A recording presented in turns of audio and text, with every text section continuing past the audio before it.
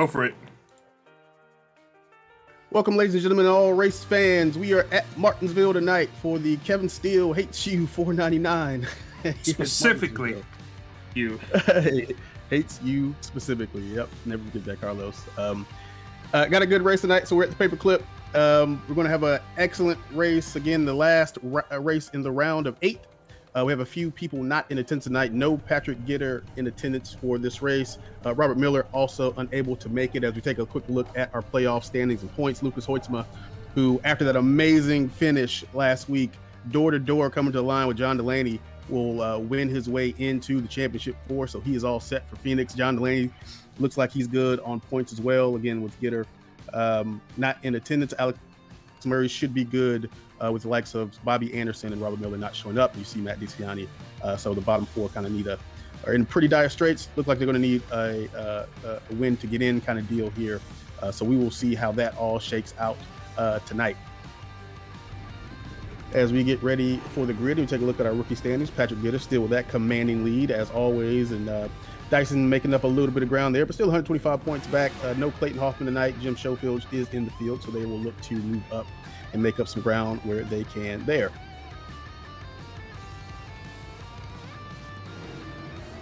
As we take a look also at our team standings, Dirty South Racing still that commanding lead. I mean, this is pretty much all but wrapped out, and we only have one more race in the season. So we'll see how that looks. Again, other folks down the field looking to make their way up in the team championships, the likes of Proj eSports, etc. As we take a look at our starting grid here, Andrew Dyson is on your pole. Again, continuing that magical run he's had here at Ovals, not just the road specials anymore. As you can see, your whole starting grid here through the top 12 all the way down to Adam Benefield. We got Alex Murray starting P4 and the likes of those guys. And you can see the rest of here down. Only 22 cars here in attendance tonight, or 21, excuse me. So again, shorter side of the field, but that should lead to some excellent racing. So we're not expecting a whole lot of cautions and a whole lot of, some actual racing here at Martinsville Speedway, and we're excited to see that as we get ready to take the green flag. The lights are out on the pace car, and the boys are all set to get going here at the paperclip. Martinsville as we on the front row, as they will come through turns 3 and 4. They get ready to take the green flag here on your front row, Van der Sant and Dyson. Dyson will be in control of the field, and he is away, and we are racing at Martinsville as they go dive down into turn 1, 2 by 2 all the way back. We'll see if they can get out of here clean. I don't see any issues as of yet, so looks like we are good to go. So already single filed out in the front. As we take a look here, we look a little further back. They're still kind of scrounging here for positions. Track position will be key tonight. You will want to stay up front where you can. You don't want to have to work up through the field. It's extremely hard to pass here. Trying to get that drive off is usually where you have to attack folks. It's always a risky proposition to try to get in there under braking. As we look a little bit further in the field, we see Adam Benefield on the radio already, who's racing pretty hard. He and Sean O'Brien Jr. are back here racing in your 10th position. So as always, stage points will be at play. We will be going to the end of lap 130 and the end of lap 260 for our stages. So already on lap 3, we're making some good time here at the Kevin Steele Hates You specifically 499. Although we do have 500 laps, but Kevin does not care about that last lap because he hates you specifically. Yeah, if you're somebody who's counting laps, he hates you even more specifically with that 499 tracker. Yeah, I really do want to get that shirt printed for the logo. That's pretty cool. I saw that. That's a pretty funny looking shirt. Yeah. As we get ready to wind down the season again, a long, hard season these guys have fought. As we continue to see, Dyson is holding on to that lead. In tow is Alex Van der Sant, followed by Neil Pearson. Neil Pearson, who was making a return here tonight. I think he's missed the last couple of races. So the full Australian contingent is back in as the shirt on screen, the mock-up we did there. So merch coming soon, guys. Make sure you go get ready and pre-order. You can pick that up, put it out there. But we see the top 3 out here, single filed out. Starting to step away just a little bit is Andrew Dyson. Hoytsma! Oh, we got a caution already. The 07, who is already locked into your championship race at Phoenix, has gone around. I think he actually did that once at last night in the D2 races. We got a 3-wide TV replay on screen. Let's see how it happened. As just coming off the corner, just off balance and had to counter steer to the right. We had a big issue with that in the springtime, Carlos, where that diffuser and the way you have to set up your car, the mechanical grip, that if you have to turn right at all, that diffuser will get into the ground and you're just kind of along for the ride at that point. Myself, I did that in the spring race. Cam Stone also, I think, did that once or twice in the spring race as well. So something that the guys got to be aware of when you get off of that turn. There's a little bit of a transition, not much banking here at the Martinsville Speedway. But once you get, you got to be all stable when you're going in a straight line, because you've got the hammer down. And if there's any instability in that car and you have to counter steer to the right, it's not going to be a good time for most of the cars in the way that they're going to be set up here tonight, as we are now under caution, lap number 6. So already it started. Quite a few cautions here in the spring. I think we're well over 20 or approaching that number. Don't quite expect for us to hit that much trouble tonight. The guys are already pretty lively on the radio, so they are already settling in for the night here as well. I don't expect to see many pit stops tonight for folks. Again, stages tonight will be at your end of lap 130 and 260, so we're working to 130 right now, as we are under caution for the first time here at the Kevin Steele HU 499. So let's take a look while we're pacing here to talk about our pit strategy. So the fuel number won't play as big of a part as it played in Las Vegas and Homestead the last couple of races. On one tank of gas, we got 20 gallons on fuel here on the Gen 7s. You can go well to 150 laps, 152, 155, maybe if you're saving around here would entail maybe running some 19.7s and 20-second laps from the start of the run. Most of these guys will be able to, if they chose to and put everything into it, can probably hit 19.1s or 19.1s, 19.2s would be probably about the pace, and that's what I'm looking at on the lap chart here for the first 6 laps. Andrew Dyson was ripping around at about 19.2s and pretty consistent through the field. I think the slowest I'm looking at is about 19.8 or so. A few folks down back in the field. As we are doubled up already under caution and lights are out, and we are ready to go once again under the control of that same starting front row, Dyson and Van de Sant, and we are away back green flag racing here at Martinsville. And we dive down, great jump by that 04 machine, who had an excellent race last night. He actually won the D2 race, so looking to make it the weekend sweep here tonight. Andrew Dyson continuing to show his dominance on the ovals and taking it to the short tracks. Which is a little bit surprising. He's a little bit lost, Carlos, at Bristol when we went there just a few races ago.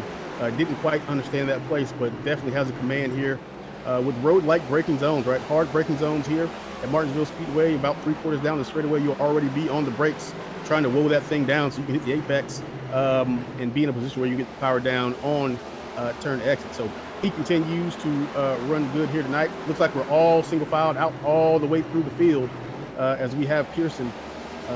Pearson's already worked his way up into P2, so already on the move. So the Australia 1-2 here is in effect as we got side-by-side battling there. Van de Sant once again under trouble, so he's on the high side, and he will let that car go. So down to 4th, Alex Van de Sant will go there in the 96 car, and now will fall into the clutches of Matt DiCiani, one of our playoff round of 8 drivers who's needing a good result here and a bunch of stage points to turn his playoff run around.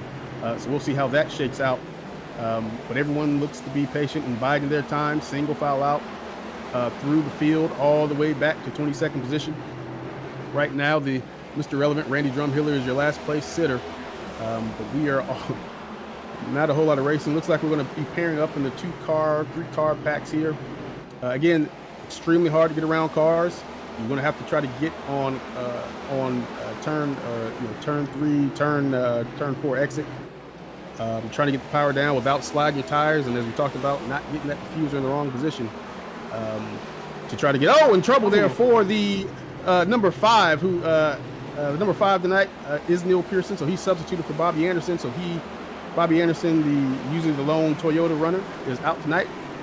So back under control. One thing I do want to note is that top line that you'll see guys running, unlike kind of the real world, there's not a lot of grip out there. I mean, you have to be right on the door of the car you're battling with if you're 2x2. So right now, where that 5 car is running, there will be very little grip. You'll see him continue to slide until he gets back in line, and in line he goes.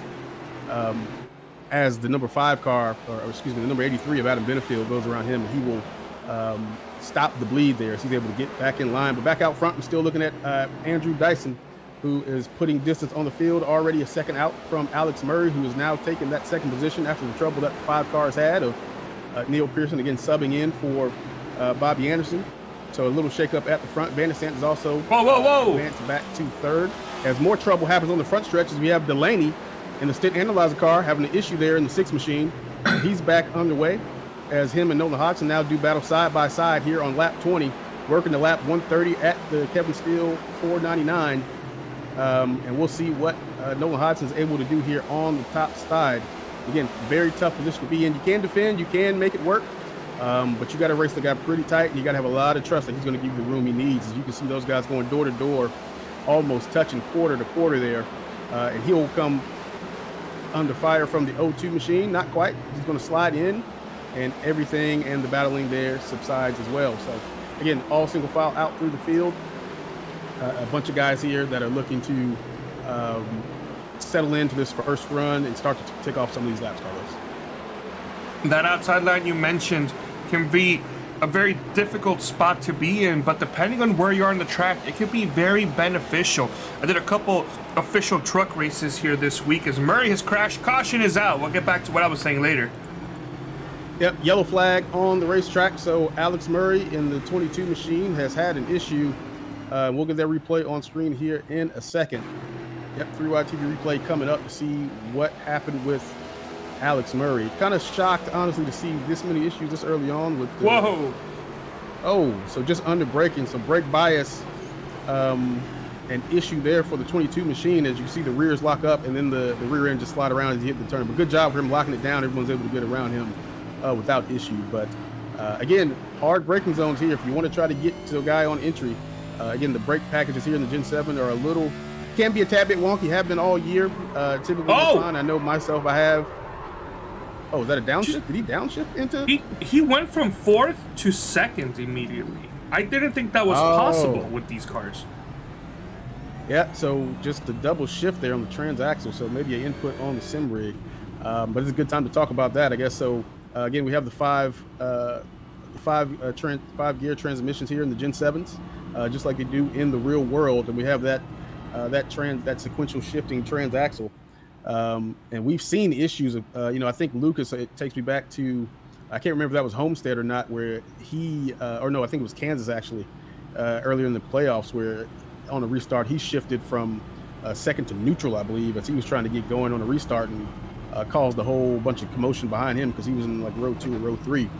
So you do see that occasionally. Look, we are racing. This is sim racing. So the guys will be sitting in their sim rigs and various types of hardware and pedals and all those things. And so occasionally you do have glitches or, maybe double hits of button inputs, things like that. Maybe some latency on the computer. If, a lot of guys have been bitten by the Windows update bug where you're racing and all of a sudden the Windows decide it wants to update. And that can cause definitely some issues with your inputs or even restart your machine. So unfortunate for Alex Murray in the 22 machine, but looks like no damage, so he should be good to go.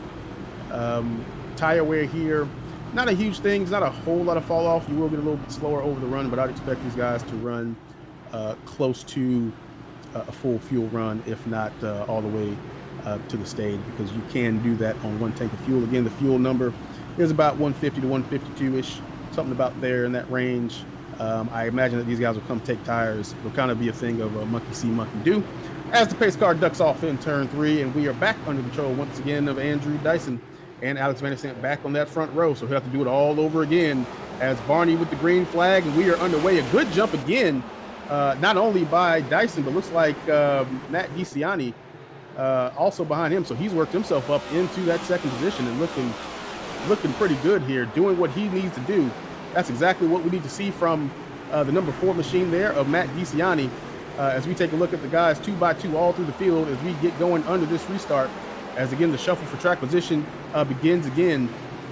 Again, trying to set guys up to get around them and put them in an uncomfortable position without turning them or without wrecking, and obviously without losing the car yourself. So as we continue to watch here in the top 5, we have, looks like that. So Van der Sant, Delaney, Benefield, Hodgson is the group that we're watching here.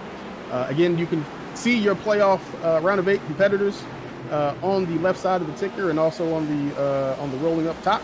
will be highlighted in various colors. So Lucas Hoisman is green because he has advanced and punched his ticket into the championship 4. So no worries here for Lucas. He's hunting checkered flags here tonight if he so chooses. But the likes of Dyson, DeCiani, and Delaney all competing for that top 4 spots. SOBJ! Issues for Sean O'Brien Jr. He slides full 4 tires, goes into the outside wall. He looks like he's back under control.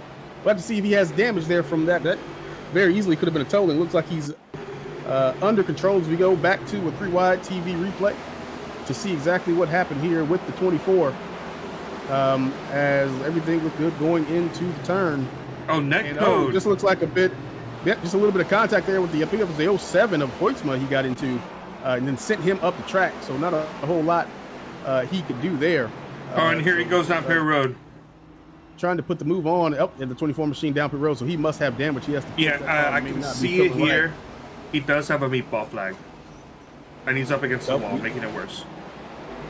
Yeah, so required damage for the 24. Again, the black and orange flag shown when something on your cars become unsafe and you have to go down for NASCAR. You got to put some bondo somewhere, or in this case, probably towing for something that's gone down on the car or broken on the car. So have to get that fixed before you can come back out and safely race. So he'll go several laps down. But again, a lot of laps here tonight. Within 500 at Martinsville, we will have several incidents, and get to talk to a couple of the guys in the pre-race. Attrition did come up several times between many of the drivers that look, they're just trying to run around here, turn some laps, knock off these stages, get some points, and see where they're at the end. And again, there's a lot of race to run here as we work lap 34, going to 130 here at the end of stage 1 in the 100% Cup Series here at Martinsville tonight. Let me see if I can get back to what I was saying about the outside line, as we had a caution that came out when I was talking about it, is that I did a couple truck races. And the inside line is, of course, heavily favored. It's the most dominant line. However, something that not everybody understands or uses or even appreciates, that outside line can be a very useful tool to have, especially on the middle to the back end of the pack during restarts. You can find yourself on the outside pretty much by yourself, maybe 1 or 2 cars around similar to you, but a lot of the drivers are just going for that inside and trying to fill up whatever space is available, but then they start checking themselves up, and then you go around carrying the momentum on the outside because you got nobody there in front of you that's slowing down. You can find yourself passing a car here and there, maybe every other couple laps, until eventually it starts single filing out and everybody starts spreading out. That's when you no longer want to be on that outside line. But outside line, very beneficial towards the middle and the outside of the pack. Absolutely. As you see Lucas Hoytsman again making another move here on the 25 machine of Kyle Ammon there. Looks like he's trying to go around, giving him plenty of room, though, as a little bit of wall touching there from Ammon. So the Labor 12 machine is trying to move up in the field, closely followed here by Alex Murray, another playoff competitor in that 22 car. So he will follow him around Kyle Ammon of Team Conti as we go back to the foul here back in. And more trouble on the front stretch. Adam Benefield in the 83 car. Looks like he got into a little bit of trouble here, and I expect to see it's probably that same, maybe that same kind of issue we saw again. If you have to shift that weight on the front stretch, again, you're not going to have a good time when that diffuser digs into the ground and shoots you one way or another to ride on board here with the 22 machine. Derek Heitman in the 76. Yes. It's the first time we kind of talked about Derek Heitman. I did have a chance to talk to him before the race. The 76 wasn't really a fan of Martinsville, said he doesn't really expect a whole lot here tonight. Just wants to get one of those drivers that wanted to log some laps and try to get to the end. Not really him and the team didn't really have a plan to go to the 3-wide multicam on kind of pit strategies. We see battling up top here on the screen. So Kyle Ammon once again under attack. Or excuse me, not Kyle Ammon. That's Heitman. Yep, that's Heitman. So we're still watching Heitman. So the roof cam on the bottom, watching the battle on top as he's able to slide back in to line. So good on him for being able to get back down. But once again, back on the move. So some more action behind him is now that Labor 12 machine we were talking about just a second ago. Him and Alex Murray, where Alex is glued to the rear clip of that 07 car, and he's going straight to the front with him. So these two are not teammates, the 07 and the 22. So you're looking at Loudmouth Motorsports there representing for the 07 Lucas Hoitzma and Prodigy Esports in the 22 machine. The 22 and 76 are teammates, so maybe Alex on the radio, they didn't hear him, but maybe you just, hey, asking the driver to, hey, move over, we're on the move. Again, knowing that the 76 is, again, not really hunting checkered flags, so we might not see old Hero Heitman, who's been known to come out from time or two, but again, he was out in full force at Las Vegas, both D2 and the Saturday night race. But again, 76 is looking to log some laps, see where he is at the end, and if he finds himself in an advantageous position, as 25 is way up the track. Kyle Ammon giving room here to 37 of Kevin Zosiak, who's 37, I think, making his debut here for the first time on Saturday night. So he's gone through, he's gone through the approval process and the D2 evaluation, as we have a celebration on screen. So he's running his first full-length race here on Saturday in the 37, so looking for a good finish there for the 37. A decent amount of pace, definitely faster than me on Friday, so we'll see what he can muster in his first effort tonight. As we take a look back up towards the front, Delaney, following that 22 machine, is on pit road. We have Sean O'Brien Jr. coming off pit road, so repairs are complete on the 24 car of Sean O'Brien Jr. He's bringing it back here on track. So let's just see where Sean O'Brien Jr. comes out. So he'll be 16 laps down now after having to do some required repairs on that 24 machine. First driver to clinch himself into the final round here at Phoenix, Lucas Hoitzma, now in the top 10 after a qualifying that I believe saw him starting outside the top 20. No, excuse me, he qualified 10th. I don't know what I was looking at. I apologize. No worries. So qualifying in a shorter field, 21, 22 cars, I think we gridded up tonight with there, Carlos. So, but again, track position is key. As we are watching on screen, we continue to watch the 45 and the 22, I believe here, or excuse me, the 76. Is there something with the colors that makes you think it's 22? Well, right now your stream, I don't have colors. It's kind of purple. Oh, right now, so. Okay, that's weird. Okay, so that happened earlier. Let me take over. I'm going to go ahead and stop the stream and start it back up again. So yeah, it's going in and out. It's color, and then it kind of goes desaturated. But anywho, back onto the race here as we go. Andrew Dyson continuing to lead out front, followed by Matt DeCiani. He's holding on to that second position, so a good run for the 4-car tonight. As you can see, those top two are playoff drivers. As we check back in, there we go. That looks a lot better. The 76 and the 45 car following each other here. Just taking a look here through the field, I see Adam Benefield here running 7, who's now arrived on the rear clip of the 02 Mark Padgett. So studying that to see if he can get that move done, but he's right there on the Caterpillar machine, that Cat Chevrolet. See what he is able to do there as we take a look back here now at Adam Benefield. So after having that initial, and almost a little bump there, trying to let him know that he might be ready to go. We'll see how Mark Padgett is able to respond to that. He's going to move up and let the 83 machine go.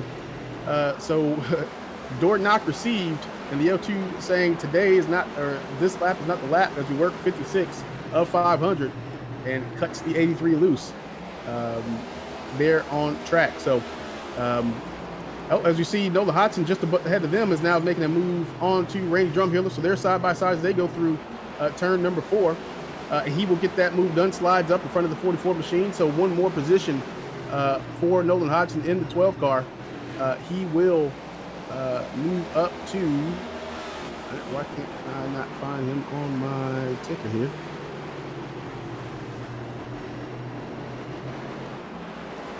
Oh, I don't see the 12 car at all. That's weird. Anyway, so a position there gained as we see more side-by-side action. So Randy Drumhiller is on the slide back here, unfortunately, as cars continue to move back around him. So he'll find himself on that high side again. Not a whole lot of grip. I was able to race quite a bit last night in D2 with Randy Drumhiller in the 44. And he's pretty, as always, pretty respectful. We'll give you the room if you're there. He was He was quite a bit to catch, though. I will say he was a little bit faster than me on the short run, but on the long run, we were able to catch up with him. But knows what to do. Again, early in the race, Randy won't be looking to put himself in any jeopardy. Again, he knows that he is to get to the end. And he's one of those drivers that for a long time, he's raced here for all seasons with us here in 100% Cup Series. He knows how to be around, and you will see him slide up there in the top 10 from time to time just by keeping that nose clean and keeping that Chevrolet nice and pretty till the end of the race when it is go time. As we are continuing to watch here, the 12 of Nolan Hodgson work through the turns. Hey, you were asking about the 12 earlier. That you couldn't find him. As we'll check back up on the 6. Yeah, it's back to doing the color thing again. I apologize. I think that's a no Discord issue. That is out of my hands. Yeah, no worries. We're all good. So as we're watching a little pack here of 3, so we see Delaney, Van der Sant, and DeCiani, I believe, here.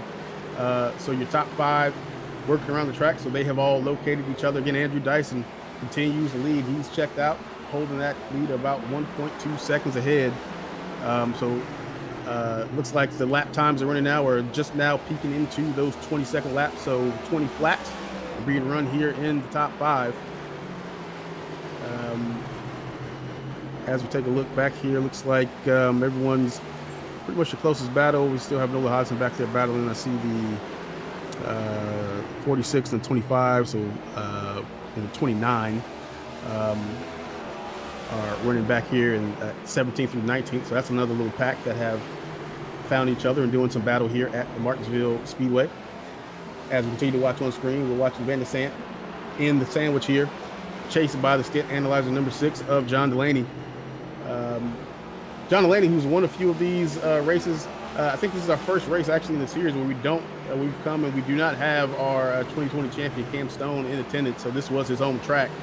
And it seems like no matter who ran here in the league, he was always a threat to win. So kind of the end of an era here as we come to Martinsville Speedway without the 57 car. But on screen, watch Neil Pearson working around again. He is subbing for Bobby Anderson, who could not make it out tonight. So Neil Pearson in the 5 car. As we continue to rotate back here through the field. And watch the cars here work through the turn. So again, working the lap 130. I don't know that we'll see green flag stops tonight. Again, on the fuel tank, you can go all the way to the end. There is a little bit of tire fall off, but with the 35 mile an hour pit speed limit, the pit delta is just so high. I don't think that you'll see anybody come down pit road for fresh tires and try to get the tire advantage. Cody Colley, as we're looking in the 46 here, it looks like he tries to make a move there on the car. He might have made a little bit of contact. I don't know if he did or not, but he will find himself side by side here as he is racing with Kyle Ammon in the Mellow Yellow machine. So the 25 car and the 46 doing battle here and not quite able to pull the move off. Kyle Ammon's able to stick on the quarter panels. They dive back into the corner. Looks like Cody will finally get that move done. Lap 69, nice. As we work to lap 130. And I did double check. We do have the stage numbers right here in the automation, so we should be good to go here tonight without any of the debris cautions. Oh, that's good. That's very important. Yeah, absolutely. It looks like Andrew Dice has found lap traffic already as he works his way around the 3 machine of Wayne Grass. So the number 3 Pennzoil machine already a little bit off pace tonight. On lap 71 will be the first car. Looks like to go a lap down under. Oh no, honestly, Randy Drumhiller also is going to lap down at some point. And we saw the issue with the 24 machine of Sean O'Brien Jr. He is 16 laps down after having an incident and having to get some required repair done. So a fight for the lucky dog is already broken out. So the number 3 will be trying to stay ahead of that 44 machine. I think they were pretty similar on pace as well, if I remember correctly, from D2. So that will be something we keep an eye on here for now. As on screen, we're watching the number 6 of John Delaney work here in position number 3, followed by DeCiani and Benefield here up front at Martinsville Speedway for 100% Cup Series. Again, this is Kevin Steele, HU specifically 499. 500 laps of racing tonight. It's going to be a long one as the guys settle in here in the race. So it looks like we've got another little cluster here. We have the Alex Murray group, so he's worked his way up in the 10th. And he is flanked by Lucas Hoitzma and RJ Root as well. RJ making an appearance here tonight, so has not run in a couple races. Announced his retirement from next year in the 45 machine, so he will not be back in 2024. We did not expect to see him anymore this season. However, I guess the team boss put in a call and wanted him here for team points and other points here. So the 45 has made an appearance. Got a chance to talk to him in the garage as he was heading to the car before the grid, and also runs a full-length lead on Sunday night. So obviously he wants to get, he's racing for a championship in that league and not in the playoffs here. So he's trying to get some decent practice and decent run to help the team here for that race as well.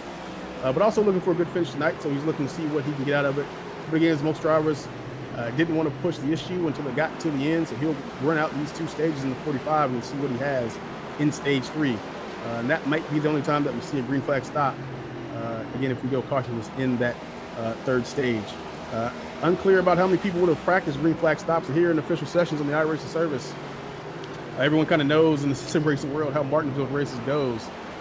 You're usually going to race for about 10 laps at a time, get a caution, 10 laps at a time, get a caution. So not a lot of opportunity to get green flag stops as you watch the stint analyzer machine once again trying to work his way around Alex Van der Sant in that 2nd position.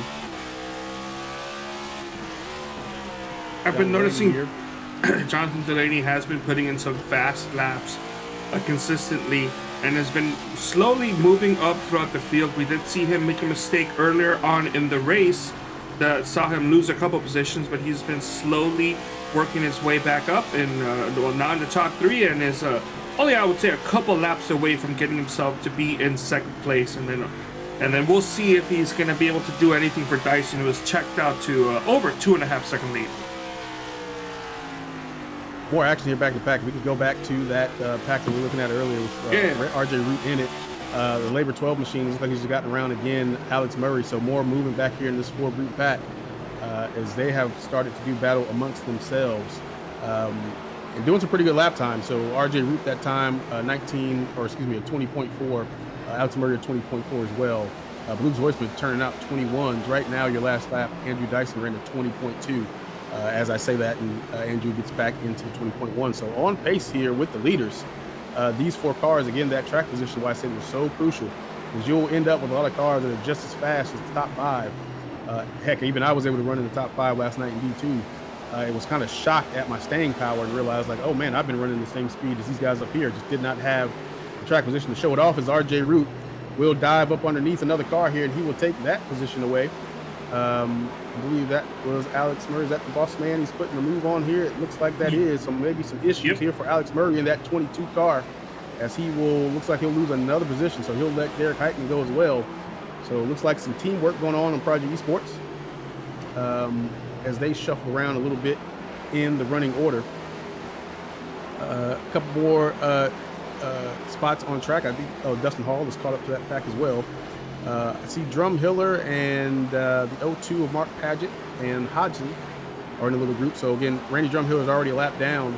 It looks like Tanner Marty as well in the 19 position is already going a lap down as well. But Nolan Hodgson will continue to work around lap traffic. But right there on his back rear clip, Nolan is flanked by, why do I not see Nolan? Oh, there he goes, Mark Paget in the 7th position. Here we are. So this is your battle for 6 as Mark Paget in the Caterpillar Chevrolet is locked in with the 12 machine there of Nolan Hodgson. Working lap 85, again going to lap 130 here at Martinsville Speedway in the 100% Cup Series. So the guys are ticking off the laps here, getting the green flag run. This is what everybody wanted. So a lot of learning will be happening here in the race. Learning where your car balance is, how the tire wear is going, how you feel about the car. Under braking, kind of learning where you need to adjust that brake bias as you go through the run, so the guys are able to adjust how much rear brake and front brake they do have, and that will be changing. A bunch of different philosophies here as well, as we see the 04 trying to work more lap traffic here, trying to get around the 25 Kyle Hammond that he's working in front of here. So Kyle trying to not go a lap down. Kyle was one of the guys that did have a chance to again stop in the garage before, as the 04 will finally get underneath the lap car, but he's not going to go quietly into the night.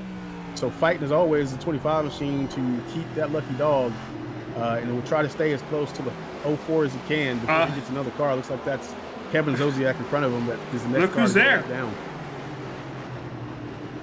John Delaney has pulled up, so lap traffic affecting the runs. Oh, a little bit of loose there, so trying to get off. So it looks like Delaney might be pushing just a little bit to get to the 04.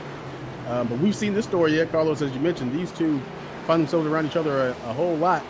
The lap traffic playing a key there. So rolling up the 04 machine.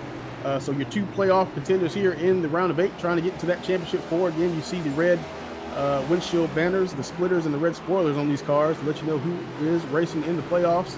Again, you'll see the same thing on the tickers. So outlined in red, and again, Hoytsman in green because he's already punched his ticket to Phoenix. As John Delaney will look underneath, so still analyze the car is going underneath the 04, which will put Andrew Dyson on the top side, and look, just no grip at all. Kind of probably gave up the ghost there pretty quick as he will let the 6 car move on. So change of the lead here on lap 91, working to lap 92. John Delaney gets his first taste of the lead here tonight. So a dangerous man is now in front. He's won a couple of these races here in his career. Always quick when we come to the short track here is Alex Van der Sant is also working lap traffic. So it looks like that's Kyle Lamon also letting him go as well. We check back in on the rest of the field. These two are still tied together. 12 car of Nolan Hodgson and the 02 of Mark Paget cannot separate. Again, so this is your battle here for the 6th position. Again, stage points in play, working to lap 130. So these two will be looking to grab stage points and do some good for their various teams. Mark Paget is in that Rookie of the Year battle. I think he's down in about 5th or so. So looking to maybe grab a couple more spots if he can here in the last couple of races of that championship. Good to see Mark. I think he's been on and off the track here a few times this year. So good to see him out here racing hard and doing pretty good again, racing Nolan Hodgson here for your 6th position. So it looks like we're getting all pretty spread out here on the track. As we just take a look around here, we see I see the 07 has moved up to Jim Schofield. So Lucas Hoytsman is up to your 10th spot. So looking to already into the stage points here as we work towards the end of the stage. Again, no green. As trouble for Schofield. Oh, whoa. He got a little loose. Into the wall he goes. Was he able to save that? We'll see if he has damage or not here on the number 47 car. So LMM and DSR looks like they're getting together. There's a through-wide TV replay on the screen. So coming off the corner here, and I think I saw him get loose on the street. There it goes again, Carlos. There it is. Trying to get a good run off the turn. Has to correct it again. You'll get that compression there on the left side of the car, and they'll put that diffuser in the ground, and away you'll go. You're kind of around that rub block. The rub blocks will get you every time. You kind of turn the car the wrong way, and then you're along for the ride. You kind of know nothing you can do there but lock it down and hope you got enough room that no one's behind you that they can avoid you and that you can get it back rolling again. So anyway, issues for the 47, but that just means another spot for Lucas Hoytsman. So the 07 already, after that fantastic run there at Homestead, doing it once again here in the 9th position. So working his way to the front. I'd imagine that's the guy that on the radio and on the pit box will be getting updates for John Delaney. We have another replay here on this. Are we live? Or this Oh, no, excuse me. I apologize. I never went back live. Or I should say, I never switched the scene back to live. Okay, no worries. So back to live we go. But yeah, as I was saying, so I'm sure Delaney will be getting updates as we see more working around lap traffic there. So still going backwards there is the 3 machine of Wayne Grass. I believe we're looking at here, is that the 96 car of Alex Van der Sant we're locking in right now? Yes, it is. Okay, so Van der Sant working around lap traffic as a move up, more lap traffic being cleared here by the 04. That's Cody Colley going to lap down. Running a little bit better here, the 46 machine, the Superflow Days of Thunder car. So a little bit better run here than he had at Homestead, where he was, I think he was going to lap down on lap 21 or so. And I'm hearing some tires screeching. I heard that too. I heard somebody hit something. Alex Murray may have went around or had an issue. So the 22 machine, more trouble for him. As we will go back to a 3-wide TV replay to see what happened to the 22 here. Oh, did he do the same thing? That looked like he did the same thing. So transmission issues on the 22 car. It looks like last time we looked, so he went from 4th to 2nd. Yep. So, same thing. So he has a shifting setup similar to the guys in the real world who will get down and drop a gear into third to keep that drive off of the corner and keep it stable.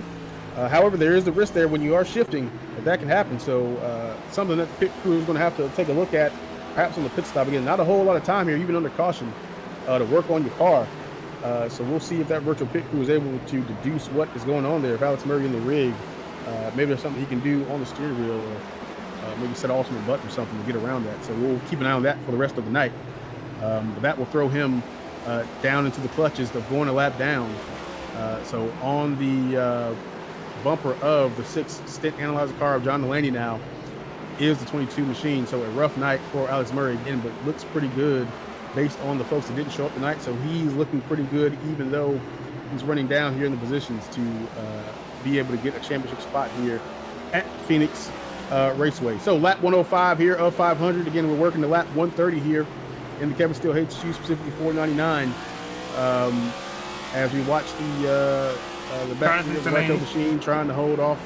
Yep, trying to hold off John Delaney here as they go down into two turns 1 and 2, and back on the backstretch they go. So John Delaney will get that move done. John Delaney is your race leader. So he is currently 2.5 ahead of Dyson, who held the lead for the first 50 laps or so, but was unable to stop that mid-run pace that we've kind of gone into here from the 6th machine. Van de Sant is still in 3rd position, so he's recovered a little bit. I think he was on the backward slide there just a bit before a couple of those cautions. Adam Benefield has moved up to your 4th position, so he has also come up through the field. So the 83 machine is looking to put himself in position for some stage points and potentially to get a win, is Adam Benefield. The EP guy, he said he didn't have a chance to get a lot of practice here for Martinsville, so not a lot of running before the race this weekend. So we wanted to kind of ease into this one and see what the car had, but was confident in the setup. Him and Dustin Hall were pretty confident in what EPI had put together tonight, and they're running on the EPI stuff for the most part. So but yeah, Martinsville is one of his favorite tracks, so he was more than willing to come out here and give it a go, and all is going well for him in P4 right now. For the 83 car, Matt DiCiani is your 5th place runner. So again, an excellent run for Matt DiCiani. Will it be enough is the question, and he came in with quite a deficit tonight in that 4 race EPI machine, so we'll see. We'll keep an eye on that. But hey, 3 weeks in a row, hey, 1 is a fluke, 2 is a pattern, 3 is a pattern. So it's 2 then. Nolan Hodgson in the 12 machine has stringed together a lot of good runs here at the end of the season. So again, the former DGR driver who's gone independent has turned around a ton here in the 100% Cup Series, and has been running and setting the world ablaze ever since. So another good run for the 12 car. So not just the intermediate tracks, he's able to do it here on the paper clips as well as the O2, because they're working around more lap traffic. But he has not been able to get rid of Mark Padgett in the O2 Caterpillar Chevrolet. These two have been locked together from the word go, from the initial green flag. So lap traffic will allow him to put a little bit of distance between him and the O2, but look, he's already driving right back up to him.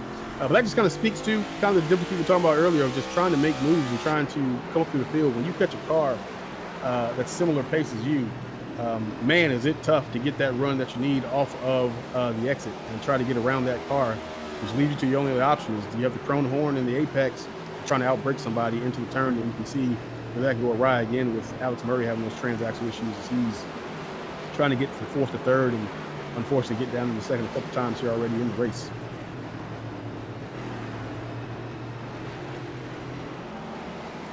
Got 100 and, I should say we have about 15 laps remaining before stage 1 ends, and it's been a bit of a twist between Delaney and Dyson, and Delaney starting a little bit further back, having an issue, and then just being able to eventually overpower Dyson's speed, as we can clearly see who has a short run car and who has a long run car.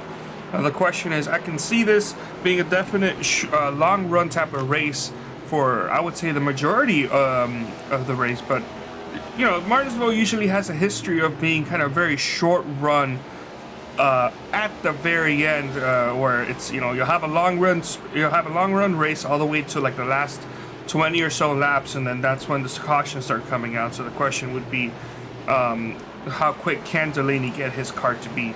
as we have Wayne Gass going down pit road. I see this being more of an unscheduled stop than it is green flag pit stops. Well, I think what he's doing here is, again, we will see him work down pit road. 35 mile an hour is your pit road speed. Probably trying to see if he can flip the stage here maybe and hope for a couple cautions here before we get to the end. As he's going down the left side of pit road there, not staying to the right. It's not, so we have to be careful not to get a penalty there. We'll see if he comes back out, but I don't know, maybe trying to see if he could catch caution there as he comes to pit road to flip the stage, but not happening, so he will go a couple laps down at least. As we, again, as you're talking about the long run car, so look, obviously Delaney, Dyson, Van de Sant definitely have that. They've already lapped up to the 13th position, so Dustin Hall in the one machine will be the next car here on the chopping block, trying to keep that lead lap. Right now, your fight for Lucky Dog is between JST and Alex Murray. So Jedi Taylor is trying to stay ahead and maybe hoping that 6 car doesn't quite catch Dustin Hall or maybe cuts him a break. He does have a little bit of a cushion here back to Dyson. And we have seen guys in the past that have been known to do that, hey, if they have enough of a cushion and you're not really causing an effect in their race, that they'll kind of let you go. Yep, as we have on screen there, how close that battle is. So I don't know if Delaney will hold up here for the 1 car. Again, we got 8 laps left here till the end of stage 1, so going to lap 130. Once 10th place crosses the line at the end of that lap, we will throw the stage caution and go into our first stage break of the race. There was a little wiggle there from the 1 car as he's trying to stay ahead of the 6. So, and I'm sure in his head he is trying to, again, you don't want to go a lap down. You certainly don't want to have to fight for Lucky Dog here. And, you know, especially seeing here, Carlos, we've gotten some green flag runs. If this was your typical kind of A open or public lobby race, maybe you wouldn't worry about it as much because you know those Lucky Dogs would come. But only 2 cautions here so far here in the 100% Cup Series race here at Martinsville. So the finale to your round of 8 as we're trying to set the stage for that last race here in Phoenix coming up in a week's time. But John Delaney looks like he might be just cutting him a break here. Again, he has kind of a gap to Andrew Dyson. I don't see that gap coming down. It's staying at about 3.5 seconds. So just taking a look here at the lap times, Dustin Hall is running 23s, and Andrew Dyson that last time by was a 20.4. So I guess if he chooses to do so, Delaney could just sit here and cut Dustin Hall a break, which will also in turn be cutting Jedi Taylor a break too, as he is currently in that Lucky Dog position. As we work lap 126, going to lap 30, so 4 laps or 130 4 laps left in the stage. Let's take a quick look around the track. 45. See what our top 10. So right now in that last stage position is the 47 of Jim Schofield. He's right now occupying 10th place, so a stage point will be going to the 47. He's able to hold on where he currently is at this point. Again, lap traffic all over the place. These guys are having to cut in and out of the lap cars and maintain position. Again, the 6 car all over the 1 machine. And that gap has come down just a little bit to, it's up to 3.7. So still no threat from Andrew Dyson. So I think John Delaney will probably just sit here behind the 1 car and take us to the end of the stage as popsicle sticks are up in the air. 2 laps to the end of your stage number 1. John Delaney currently leads ahead of Andrew Dyson, Alex Van de Sant, Matt DiCiani in 4th position, and the top 5 being rounded out by the 83 machine of Adam Benefield. But dangerous spot here also with John Delaney. One thing he has to keep an eye out for is you don't want to get caught up in any of the lap cars stuff. Oh, there's a little wiggle there from 44 as I say that. So Randy Drummiller putting on a little excitement there for the leader as he is just enclosed by some lap traffic here. So he has to be careful of that. But the last lap here of the stage, we round down past pit road entry into 3 and 4, and then back out onto the front stretch. It'll be John Delaney to take your green and white checkered flag here in the end of stage 1. So we will wait for 10th place to cross the line. Again, that will be Jim Schofield, at least it was at the time. Not a whole lot of battling there around the 47. I think he has the 46 and the 07 ahead of him. So as he comes off turn 4. And that should be your stage caution, and there we go. So that is your stage break as we will gather the field up here at the end of stage 1. John Delaney, Andrew Dyson, Van de Sant, DiCiani, and Benefield as they ran. Again, Nolan Hodgson with another good run in P6. Padgett getting stage points, so he was locked to Nolan Hodgson here all that stage, and that is where they finished in 67 from Pearson subbing in the 5 car. Hoytsman in ninth, and then again that last stage point going to the DCR machine of Jim Schofield. So we'll let the guys gather up here, and as always, we'll see if we can grab a word with one of the drivers and kind of see how the race is unfolding and kind of what they see coming up here for the second stage. As lap cars, again, we have lap down cars, so they will, or lead lap cars will pit first, and then the lap cars will be able to come down pit road. So we will kind of wait for that cycle to happen. But good racing so far. Green flag runs, again, only 2 cautions there in the first stage. So trending very well here, as Adam Benefield looks like he has just gone behind the pit wall. So the 83 machine has parked it, and they are rolling that thing back to the garage. So again, not in the playoffs, so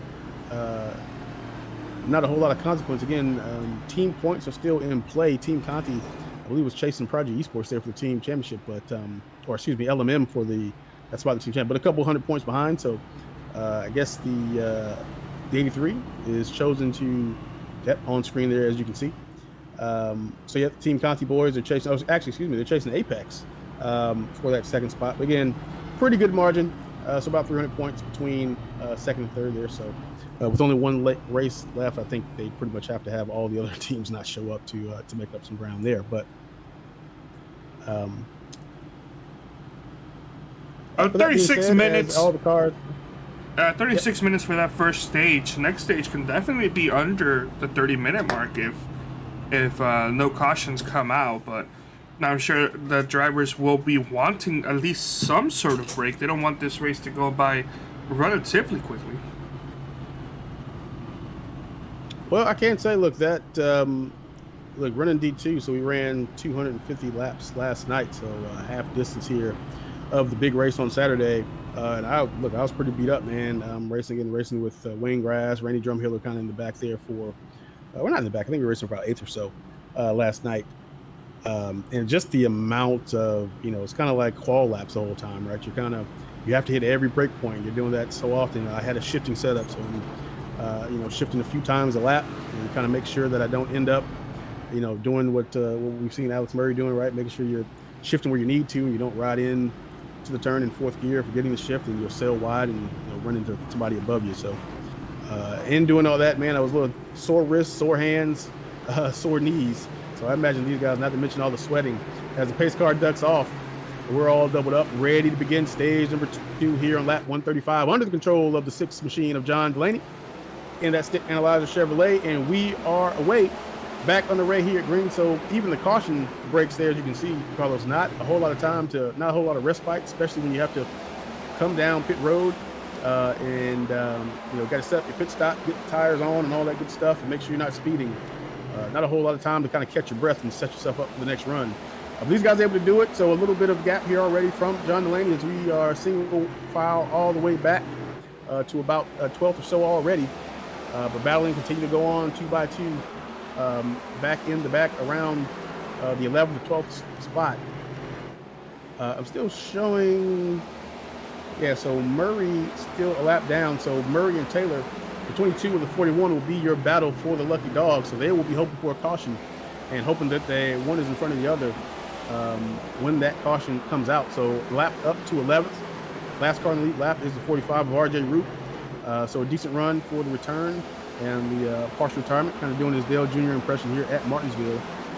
So we'll keep an eye on the 22 and the 41 as they will continue to battle. Kevin Zosiak as well in that battle for the lucky dog back in the 13th, 14th, 15th positions. As on screen, we're watching that 3rd position of Alex Van de Sant.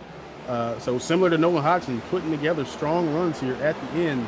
I know he hasn't quite been able to deliver on all of them, as back in the pack we got Mark Paget making a move on Nolan Hodgson. They're still tied together side by side through the turn there. It looks like Mark is able to possibly get by the 12th car of Nolan Hodgson that time, and he is. So for the first time, reverses roles on the 12th car and puts the 12 in dirty air, and the 02 is out front, as now the 12 is locked in the battle with 07 of Lucas Hoisman, who was on a massive charge last stage. So made up several positions coming from towards the back of the field, and after a slight issue there on the 07. So he is back up in to your top 7. And Nolan Hassan will try to get back that position from Mark Padgett. It's interesting to see if that 02 will be able to pull away from the 12 after they were locked together for so long in that first stage. But gets the move done early here on lap 143. Again, your next stage break will be at lap 260, so going to 260. Again, fuel should not be an issue.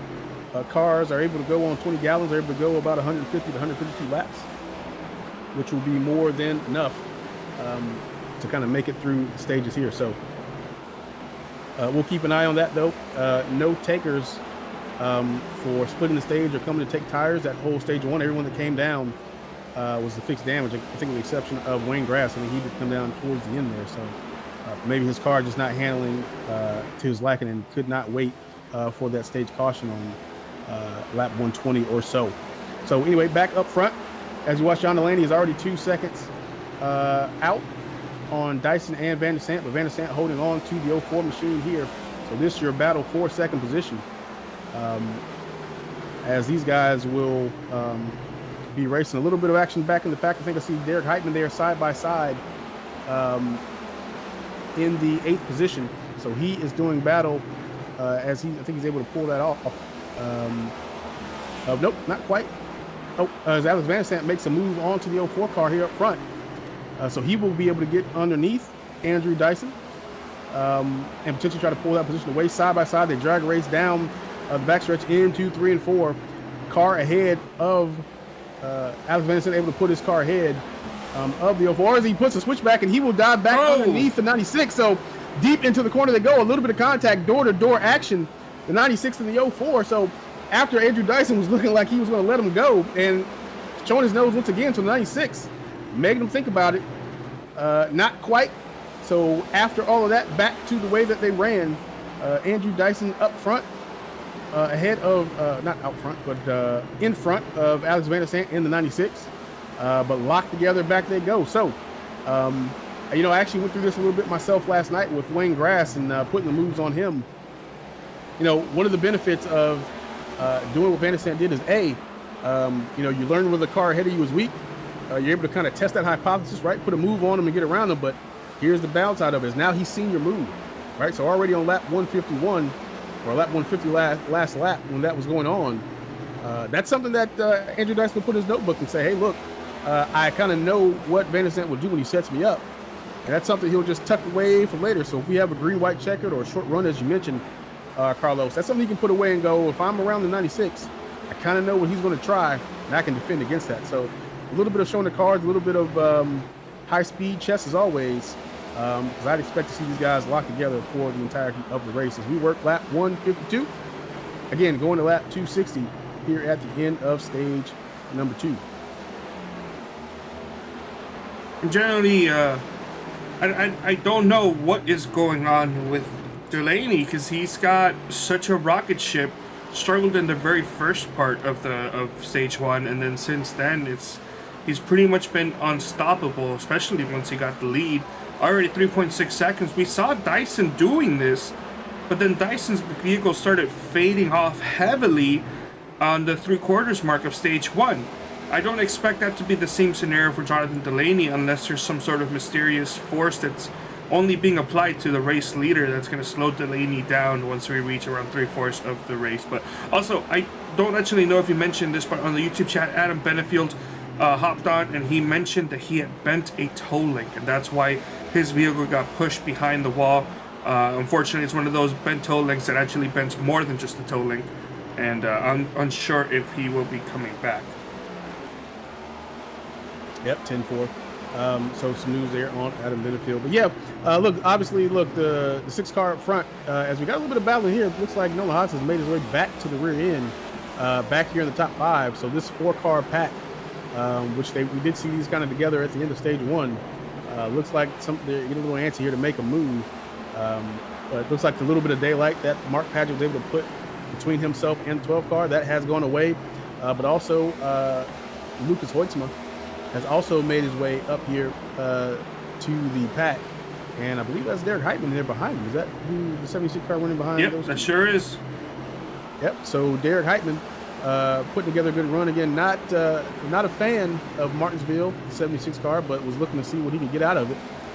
Again, not in your playoffs, but looking for a good run and some good team points here for Prodigy eSports. But close battle here between your four. And again, you're kind of locked like this. So you mentioned, what Delaney was able to do versus Dyson. You got another 4-car pack just behind them. That's like Kyle. And nope, sorry, that's Derek Heitman. And it's Heitman, Schofield, Pearson, and RJ Root. Okay, so another 4-car pack here is. But anyway, get back to what you were kind of hitting on there, Carlos. There is dirty air here at Martinsville. It's probably a little more pronounced than in the real world, but obviously subdued from the likes of the Homesteads and Las Vegases and Kansas Speedways that we've kind of run here recently. So that plays a part, but again, you saw that Delaney was able to kind of drive around him regardless of being kind of held behind him for some time. So it's negligible effect, but again, it's kind of setup dependent of how much that will affect your car and how much your kind of what your mechanical setup grip is like if you're wearing out your front tires, if that'll get worse kind of in traffic. But honestly, man, I think it's just Delaney is not falling off as much as the other guys here, right? He's the last couple laps, he's revving off 19.6s, and that's a tenth quicker than the best competitor, which is Andrew Dyson, right? So he's Dyson's running off the high 19.7s, low 19.8s, and there you go, right? You map that out over 130 laps in the stage, and you'll end up with a 5-6 second gap. So it looks like that's just the secret sauce right now, is Delaney is just able to hold that speed longer into a run. I don't really see anybody that's really close to that. I've seen Van de Sant occasionally kind of hitting those similar lap times to John Delaney, as we have a car on pit road. That was like Kyle Ammon in the 25 car, who has now come down pit road. So Kyle Ammon may be trying something a little bit different from stage one. So Kyle will come down. He's currently was in your 17th position. Has gone 2 laps down at this point. So we'll see what he is able to do. As Van de Sant is on the rear bumper of Andrew Dyson, and see if he is able to do a mustard attack. And he is running a little bit quicker right now, the last couple laps, over Andrew. So he may be ready to try to get going and maybe see if he is able to chase down that number 6 stint analyzer machine. So these two are 4 seconds back of your leader, Matt DiCiani, in 4th position. So still continuing that good run, about a second or so back of these two doing battle, followed by Paget and Hodson. Again, those two still locked together. Hoytsma is running a solid race there in 7th position, and 8th is Derek Heitman, Jim Schofield. So it looks a lot like how we ended stage 1. So a lot of those same guys are occupying those top 10 spots. As we check back in the field and take a look at those guys, and here we are. This kind of 4-car, little DRS train, I guess, is kind of forming here in the back of the pack. So Neil Pearson again in that 10th position, subbing in for Bobby Anderson tonight. So he's in the 5-car, not his usual 97 Phoenix machine. But good on Pearson. I was thinking he'd be a little bit quicker, again, just with typically when one of the Australian folks are quick, then they both show up with some speed. Again, both are DSR affiliated. So Andrew Dyson being kind of a works driver there for DSR, and Neil Pearson kind of being affiliated. So, but I'm sure they're running this. Oh, there's a little bit of bobble there. And chaos on the front stretch as the 5-car will get underneath. So Schofield had an issue there on the front stretch. I think he had an issue a little bit ago. So then the 45 as well will try to go underneath Schofield and take that position away. So he's back up to, with another wiggle there in the low grip. And I think that was Taylor that rolled up behind him. Jedi Taylor. Down, so that won't. Yeah, so that will not be for position. But again, Jedi is trying. He's in a fight with Alex Murray, who is probably halfway around the track right now. So Alex Murray's sitting in your lucky dog position. So Jedi Taylor's going to need some help to get up to him and get around the 22 machine if he can track him down. Anyway, back on screen, we're watching the 41 Supreme car. That's there working through lap traffic. So Randy Drumhill is falling back through the field here once again. So Randy running in your 18th position. Currently is 5 laps down. So he must have taken a pit stop. Well, that might be under speed. I think I saw, I don't think he tracked the 44 pitting that last stop. So unfortunate night for Randy, but he will continue to tick off laps here at the Kevin Steele HU, specifically 499. as we work lap 173 of 500. Watching the 46 machine of Cody Colley work through, again, having a better run than he had at Homestead, but not quite the run he would want there in the 46. And just kind of example, he's running, our leaders are running 19.8s, 19.9s. Cody Colley in your 46 machine is currently putting down 20.2s and 20.5. So they kind of give you that speed difference 2 laps down. In your 15th position is Cody Colley, who qualified 19th. So, made a little bit of headway, a little bit of attrition here so far. Just to recap, behind the wall, Adam Benefield, who broke toe link, so now finds himself 42 laps down. We don't expect him to return. Wayne Grass is also, looks like he did not come back out at the end of stage 1 there. So the 3 cars had enough after also running the D2 race last night.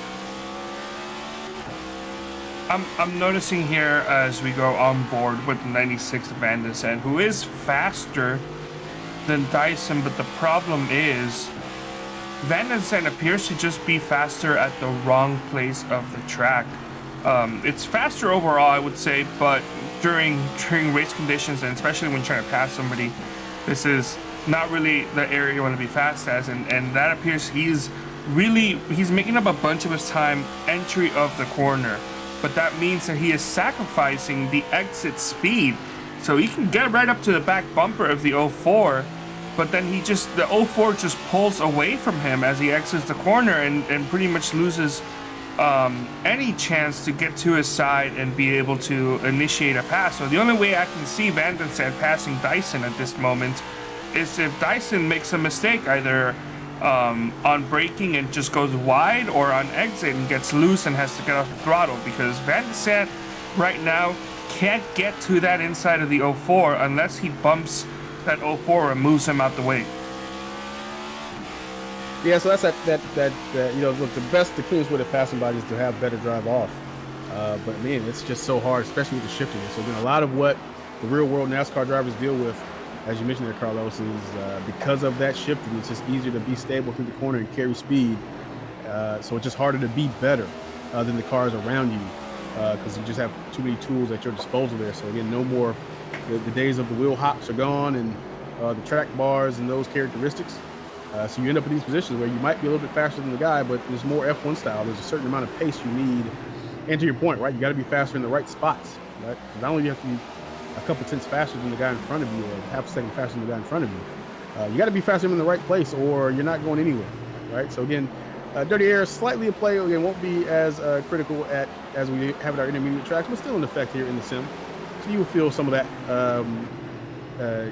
getting behind guys here, as we continue to see the 96 trying to work around the 04 machine to the battle for second.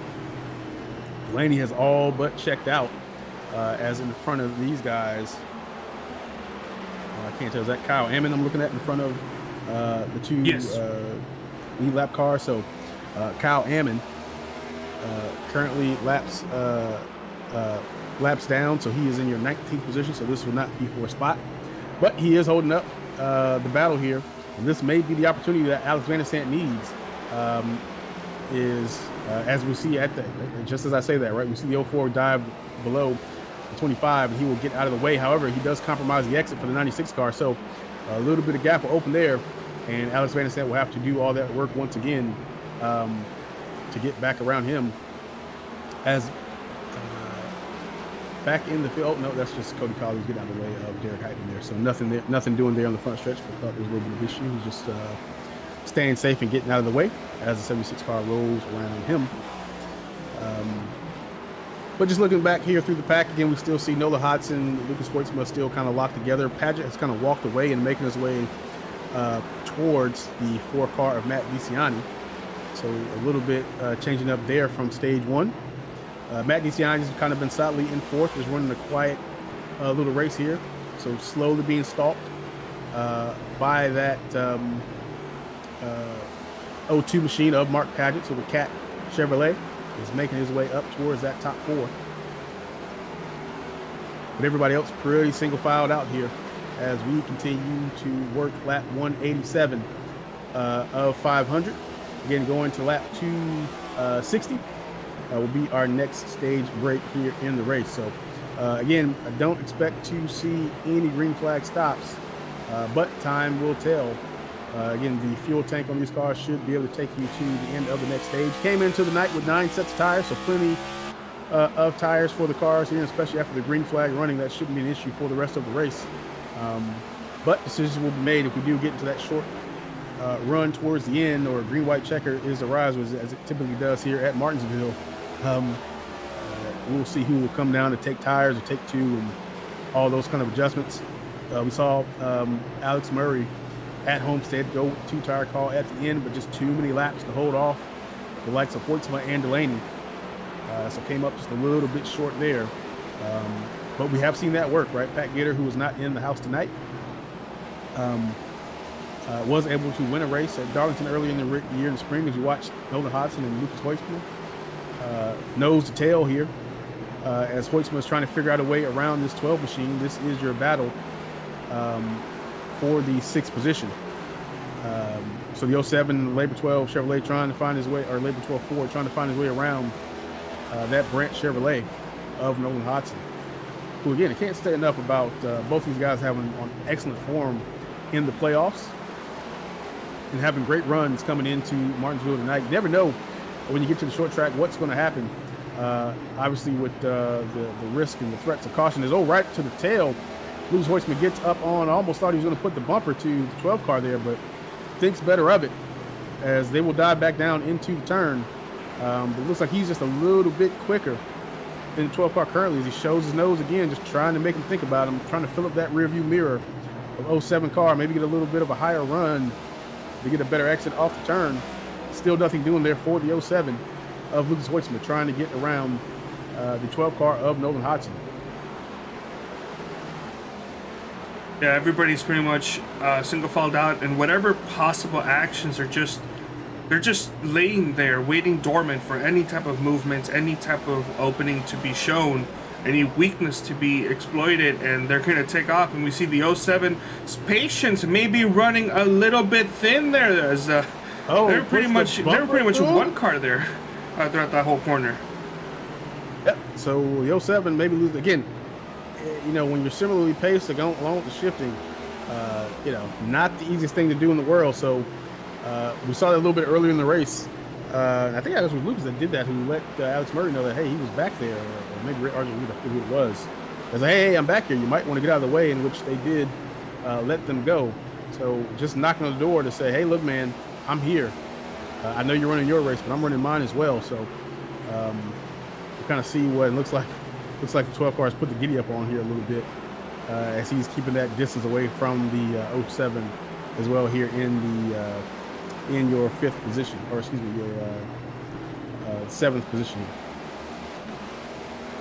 But yeah, everything's kind of calmed down here as guys are just taking off the laps, as we see another car coming down into pit road. It looks like Kyle Ammon again on pit road. So maybe just, car maybe not handling to his liking, and not able to run the full stage length, so he's decided to split stages. So we saw something similar from him in stage 1. So he will come back down to get that 25 machine serviced. And Kyle Ammon is running in your 19th position. That will put him 7 laps down. Something that's weird is that when he did go down earlier in this stage, he went down pit road, immediately got a black flag, I'm assuming speeding on pit road, cleared it, and went back out there, ran his laps. Has to go down pit road again now on lap 199 at the time, I should say. Goes down pit road, immediately gets a black flag for, I'm assuming, speeding, and is clearing it, and now he's leaving again. So not a fun night for Kyle, as that was a 19-second stop with a black flag. So that looks like they just took fuel. Yep, yeah, not the race that he's looking to have. As we continue to see the Superflow car get on the way of everybody. So starting to trend a little bit towards the way it was at Homestead for Coca-Cola. But staying out of the way, keeping it safe here, and getting down the front stretch, letting everybody go. I've been kind of watching all the cars make their way by him, so it's kind of been the case here. I think Dustin Hall not too long ago also got around him. But looks like the 02 has made his way up to Mark Pags has made his way up to Matt DeCiani. So that gap has all but disappeared for your 4th and 5th positions. So the O2 machine going forward again in that rookie of the year. Oh, it was contact between Hoytsma and the 12 car back in the pack. Just occurred, but they save it and keep going. So it looks like that patience did wear out, as you were talking about there, Carlos. That 11-12 machine did not want to stay behind Nola Hudson anymore. As you see them come off the corner, working lap traffic, Randy Drumhiller. The opening sticks the nose. Yeah, just door open a little bit, sticks the nose down in there. Didn't want to wait again. That was an optimistic move.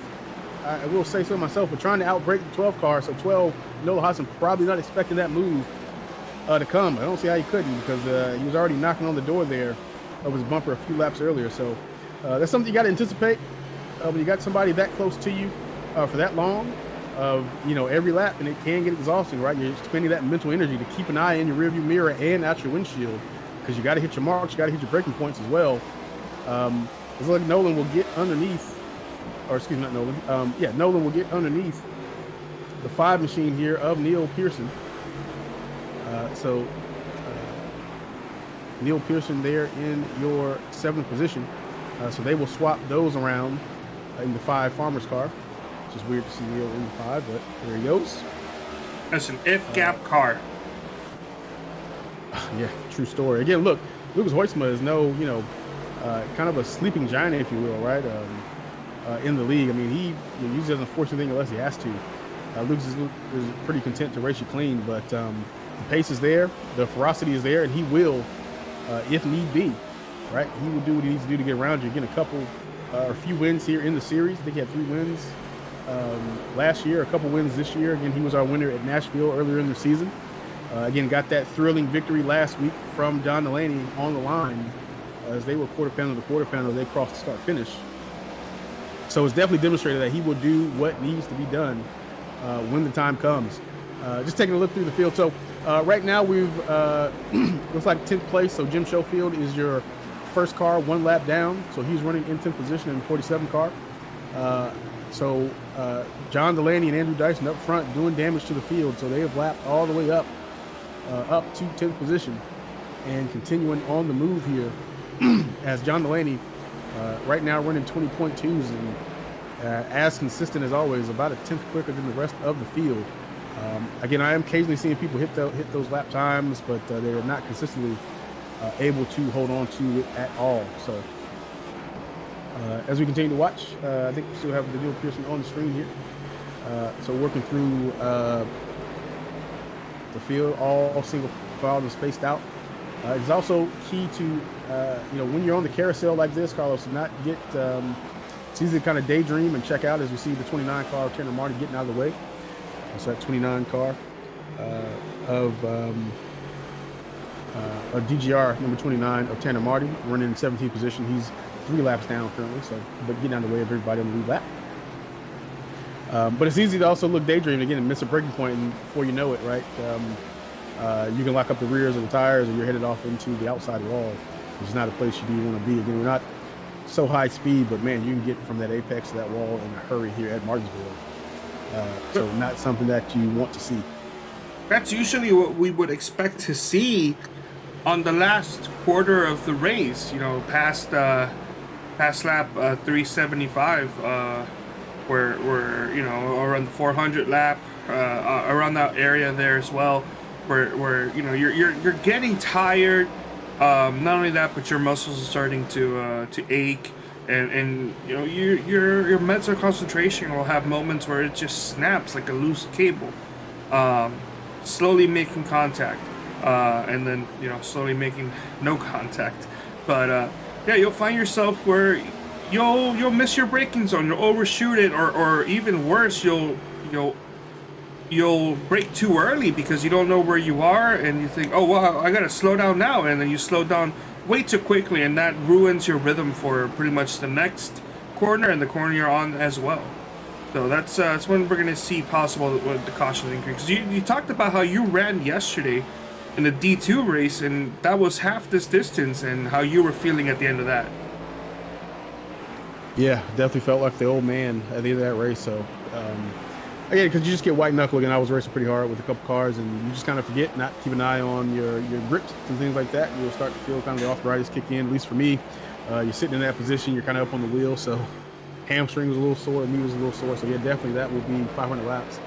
And that is not unusual, right? You'll get pretty beat up running 500 laps here at Martinsville Speedway. That's kind of the deal here. So if you're not already covered in sweat, using all your mental focus to keep the car on the track and stay ahead of the guys in front that you want to stay in front of. And again, you got to race guys close here, especially unlike in past years. Again, that the top line's been fairly grippy, but again, this is probably the first time I've come here where, once you put a wheel out of that, the first two grooves there, I mean, there's just absolutely no grip. There's always a little grip at the top, but I mean, usually that whole concrete section, you're able to kind of keep some speed there. But once you're outside of that rubber, the darkened area, just no grip to be had up front. So that's all stuff you're trying to keep straight in your mind as we're watching Andrew Dyson here work, and he and Van Sant nose to tail.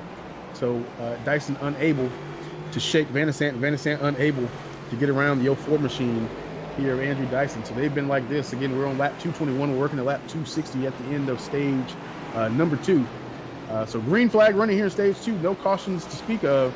The only pit stop has been for Kyle Ammon, which kind of unclear what his pit stop was for, but a 19-second stop and black flag to boot for him. So as you see the two lead lap cars here working around Randy Drumheller going another lap down, unfortunately for him.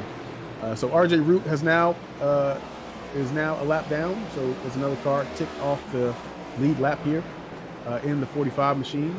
So he and Jim Schofield looks like they've recently gone a lap down here at some point. So, but yeah, man, it's all about the focus, all about keeping your car good. Again, just the way the tire model is currently in the sim, it's kind of all flat out qualifying laps, really. You kind of just run as hard as you can, kind of similar that we're kind of doing road courses at this point. But that takes a lot out of you doing that, man. It's kind of like similar to the F1 drivers that happen in Qatar, right? Where they're in that very humid environment, very hot, but at a fast track where focus is everything. So the guys will be fighting the effects of all that as well. As we continue to watch the battle on screen, Alex Van der Sant cannot figure out the enigma of the 04 car to get around him. So they will stay locked together here on track. Stage 2, we're pretty much getting there to being 30 laps to go. I think 35 at the moment. Delaney showing no signs of slowing down. So whatever happened at Dyson must have been on Dyson's end and not some sort of mysterious iRacing bug that occurred to the leaders that prevented Dyson from holding on to that lead. But 8 seconds now, longest lead or largest lead of the race.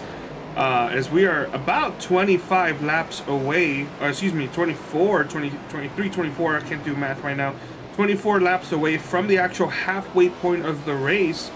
And let's say in about 20 seconds a lap, 20.2, and about 24, so about, I mean, we're really not that far away. We're looking to finish half of this race in under an hour and 20 minutes. Yeah, the laps are just coming down here.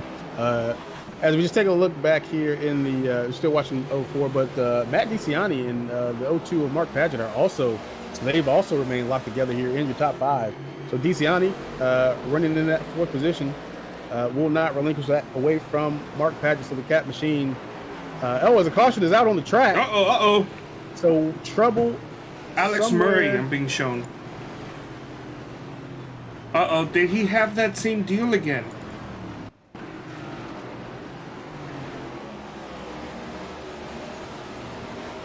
Right in front of your race lead. Oh, whoa, that is not the same situation.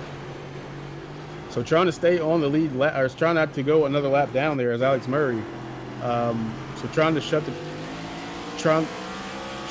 door on the 6 car and unable to do it. So gets into the 22 car there and up the track he goes.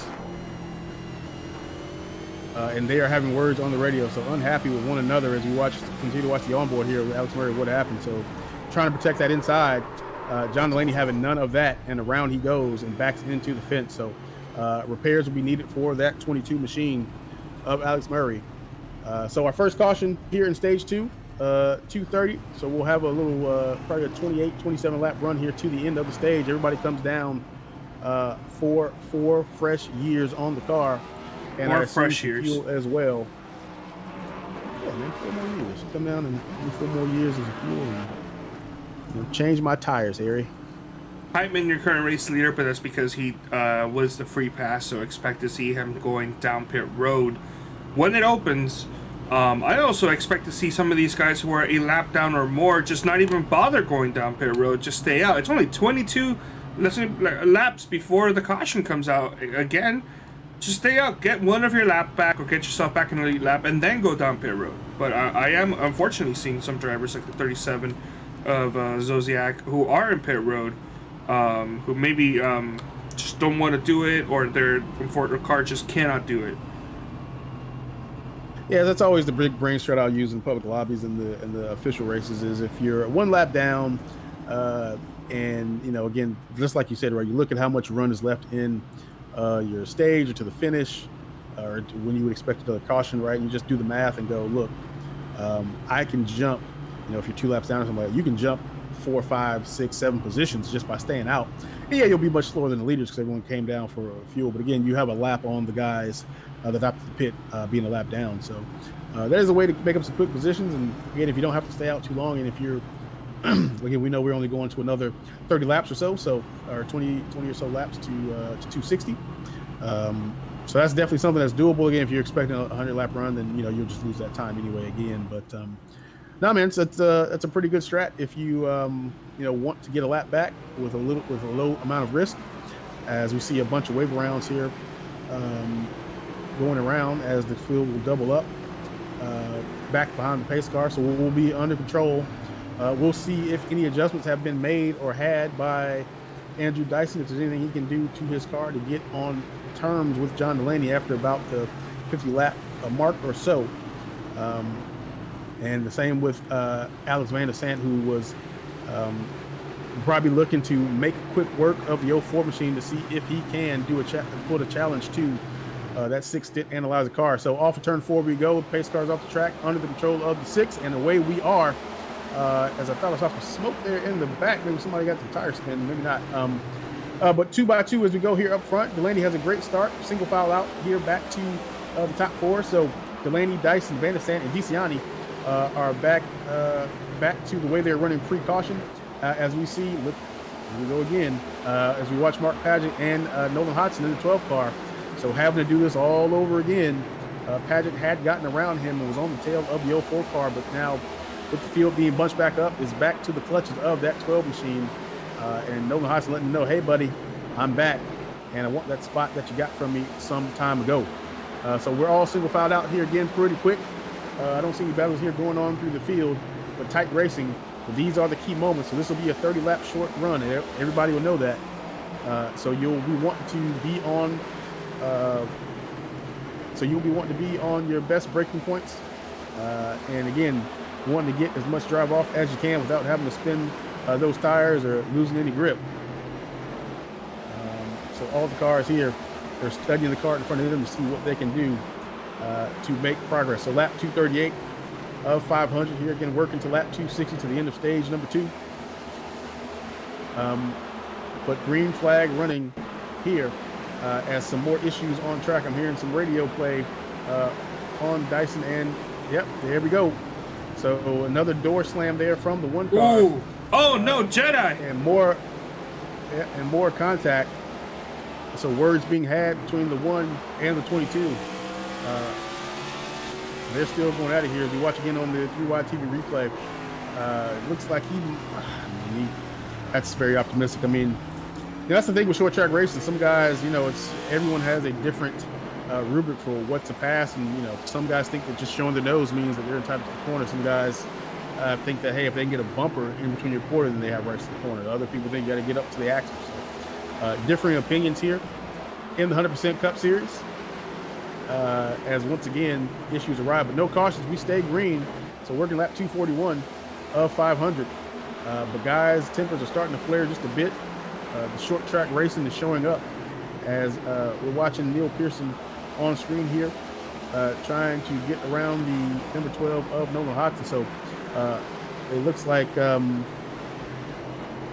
excuse me, not, that is more Christian. Is that Nolan Hodson? The ticker is showing Yes. Paget behind. Oh, that's Hoytsma. Sorry, not Hodson. I'm looking at Hoytsma. Apologies, it's my fault. So Paget has been able to separate from Nolan Hodson, and Hodson is slidden back into the clutches. So back under the pressure there of the 5 machine of Neil Pearson. So Mr. Australia himself has, who's subbing in for Bobby Anderson tonight, is all over at the back of the 12 car, but we still ride single file as guys will try to protect those tires and make it to the end of stage 2. I'd expect everyone to come back down pit road once the green-white checker does fly, as Van de Sant is back to the same tactics of trying to get around Andrew Dyson, but nothing doing there. And we're watching the same just behind them. So Hoytsma, who's made his way up to 5th position, so I believe the highest he's been in the race, trying to take away that 4th position from Matt DiCiani in the 4 car. So the 4 car that race EPI Chevrolet has not seen its fair share of contenders. As it seems like there's just a carousel of guys rotating up to the 5th spot, trying to take away his 4th position. But he's not relented yet and trying to hold on to it as we work 2:47.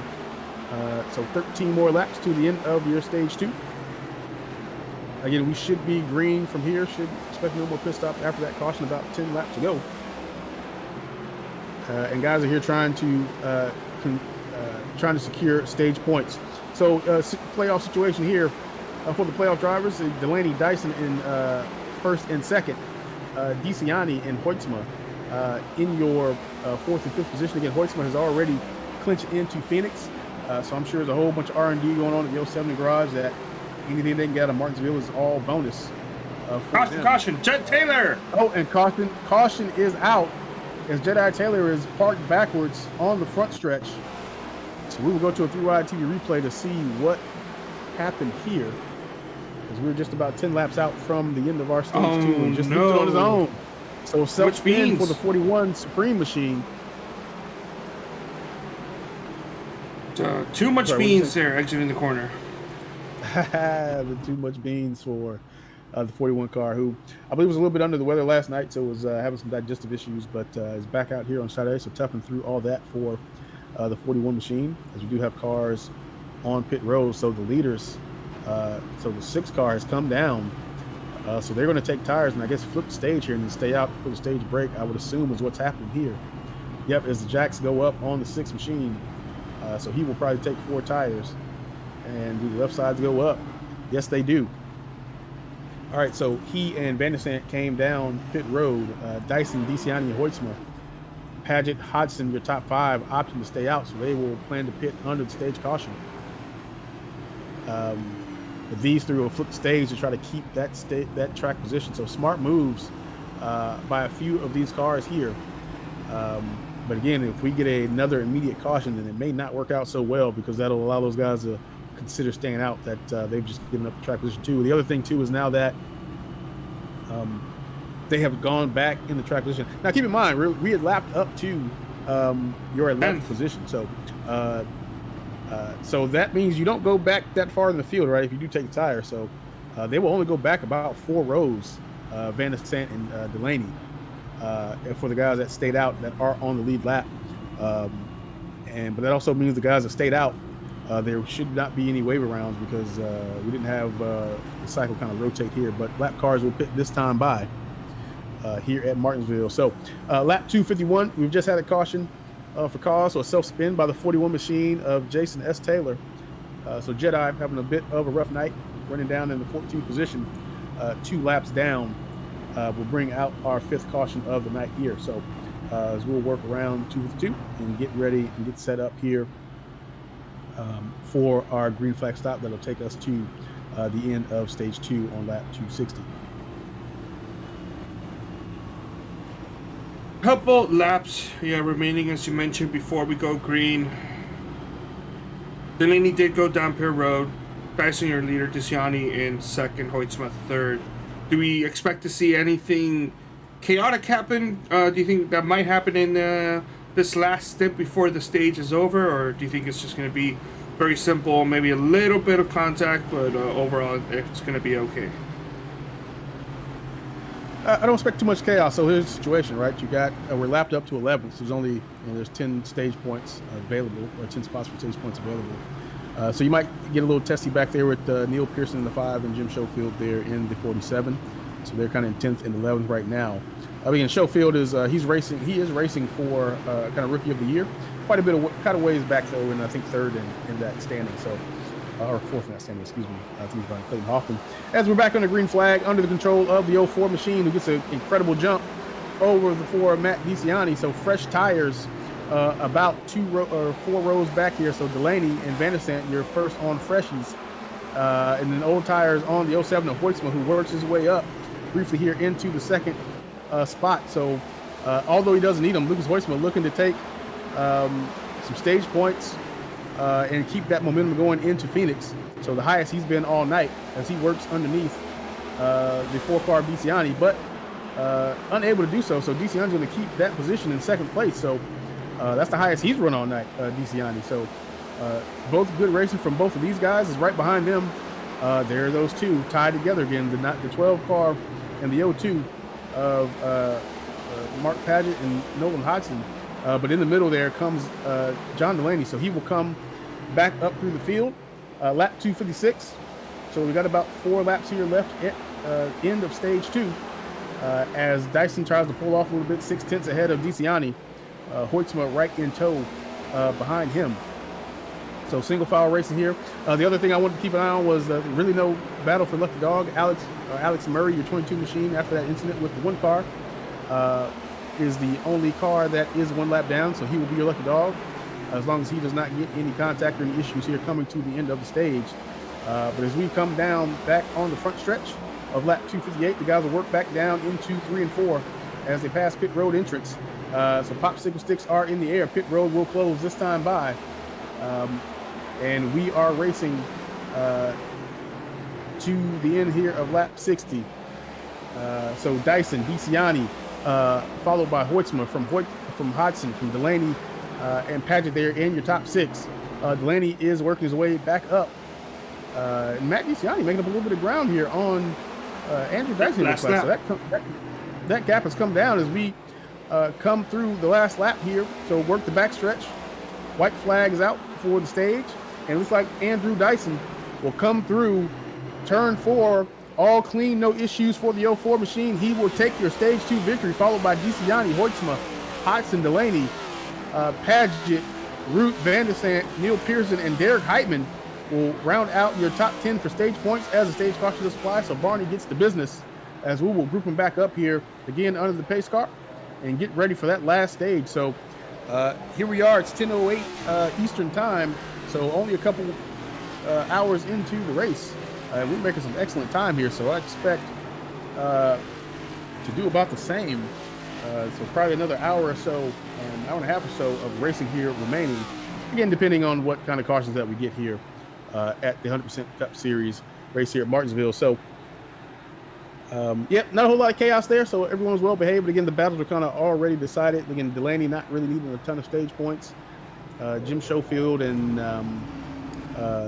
Neil Pearson back there in 10th were kind of really the only place I would expect a battle, but they all race clean. Alex Murray will get back on the lead lap, so there's another fast car there, the Project eSports 22. Once this cycle completes, will be your lucky dog and back on the lead lap, so that'll put us to 12 cars on the lead lap. So now, interestingly enough, there will be quite a battle here for the lucky dog. So Kevin Zosiak right now, before the pit cycle, will be your first car that's 2 laps down. So Zosiak, Hall, Cody Colley, and Jason S. Taylor are all 2 laps down, so they will be fighting for your lucky dogs. As the race off the pit road there, Hoytsma pretty tight. Hoytsma got it.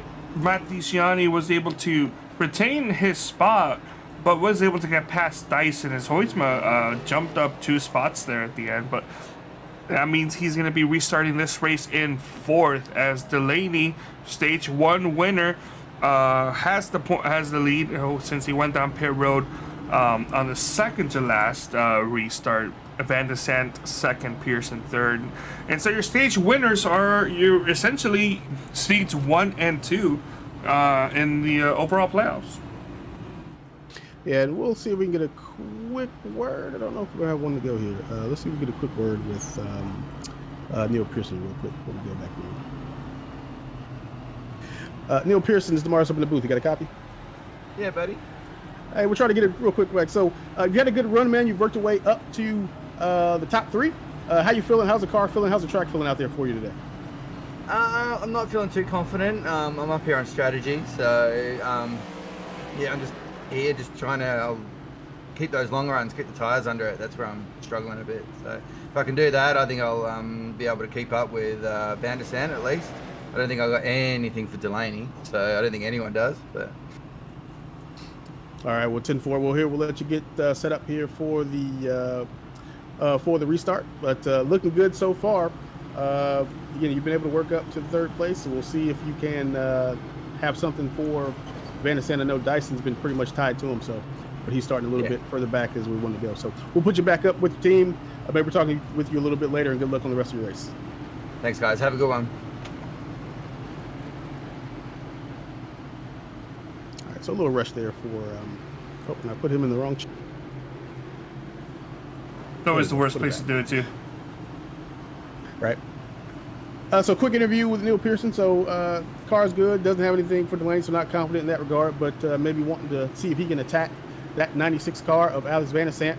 As we get ready to go back green, pace car is off the track. We are under control of the front row here as we go in the front stretch, and Delaney is awake, taking the top lane that time. So he opted to choose the top and get the run down into 1 and 2. And a phenomenal start from the number 6 machine. So Hoytsma, Pearson in the back here so as they go side by side. DeCiani there on the bottom. So they look like they have in contact between Pearson and the Hoytsma, and he goes around the front stretch of the 5 car that we just talked to. We jinxed him. That's our fault. Yeah, commentators curse there hardcore. So and remember, Kevin still hates you, specifically Neil Pearson. So yeah, but apologies from Hoytsma. I think I heard there on the radio. So he said he got a little loose. Let's see on the 3-wide TV replay. A little bit of net code there, but he was trying to avoid the wall. So just tight racing there as we go have an immediate caution right after the end of our stage there. So hard racing again.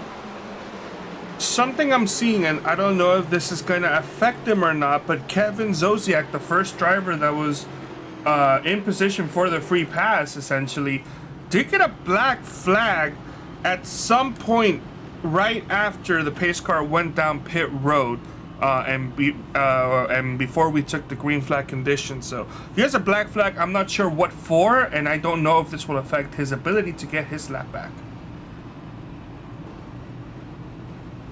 As it looks like Hill will be getting his lap back. Yeah, so Dustin Hall will be the looks like the lucky dog recipient there. So he will go around as we watch him on screen. So he will be back on the lead lap. So that will put 13 cars back. Sorry. He'll be 1 lap down now. Oh, sorry. Yes, he was 2 laps down. Yeah, so he will be just 1 lap down. I got updated quick then. So he will go back to 1 lap down. So a lap back from gotten by Dustin Hall. As we see a few takers coming down pit road. I saw DGR 29 of Tanner Marty going down, followed by Jason Estelle. So those will be your lap down cars coming to either get some fuel or maybe some fresh tires. Again, 9 sets total for the cars here tonight, so plenty of tire sets. So you can definitely gamble on only putting a few laps on a couple sets. But more importantly, though, the fuel mileage again. So that number is about 152. So that's where this comes into play. With not a ton of tire fall off here at Martinsville Speedway. It'll be interesting to see how guys carve up this last 230 laps here as they're on 271. So with 230 to go, you can go about 150, 152. You could do this whole race total on, I think, 3 stops if you were able to. Again, if there were no stages, right, you could do about 3 stops to get to the end of 500. So definitely only 1 more stop from here. But where do you take that stop? Do you take tires? Do you take 2 tires? How does that go? So that time will tell, but also cautions will kind of dictate where we go there.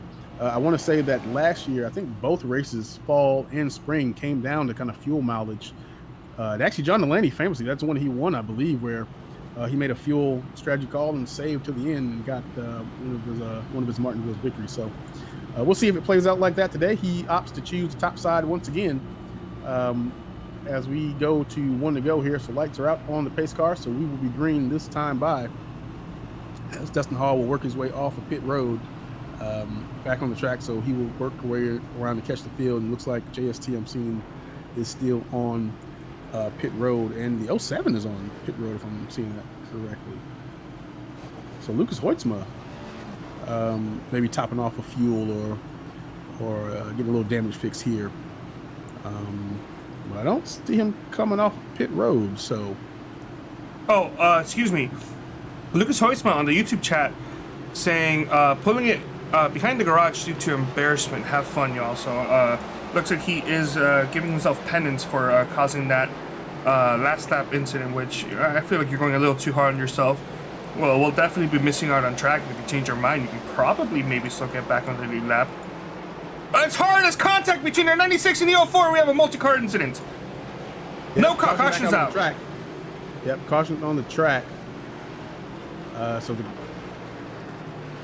the guys are getting a little antsy here. To get this meatball flag for 96. So, yep, it's a black and orange flag here for the 96 car. As the 04 just gets into him. So it looks like he just outbraked himself out in front of his skis there. He gets into the 96, and obviously that's in the front of the field, so that collects a number of cars in the back behind them. So yeah, just nothing 96 to do there. Just sent straight up into the wall. So probably some prior repair for the 96 car. So not the day he wanted, unfortunately, for Alex Van der Sant. That might put it in to his day. So we're starting to see some attrition here and some cars drop off as we round into stage 3 here. Again, with 2:25 to go. Looks like we're some guys are going to move up a few positions here towards the end on the ticker. So take a look here. Is Van der Sant in the chat? Maybe we can pull him down and get the word from him. Probably not the happiest man right now. Probably really isn't happy. One way to find out. I do see him in APX. Do you want me to bring him down? I got him. Okay.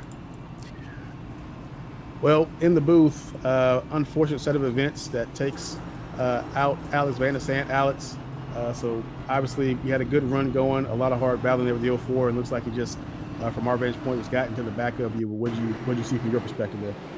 Yeah, he just, I don't know why. I mean, I bumped him once or twice in the first stage, but nothing like that. So, yeah, I don't know what the deal is there. Still in it though. Required repairs are already done. So we'll see what happens. Oh, that's good to know. So already taking care of the required. So we'll see how the car is handling. But look, I mean, you're looking on pace for definitely a podium run, maybe even a P2 tonight. So is that the goal here to get not in the playoffs, but here at Martinsville, trying to sneak out a P2 top 5 here at Martinsville tonight? Sorry, I was trying to beat the pace car and didn't. I didn't hear any of that, honestly. No worries, man.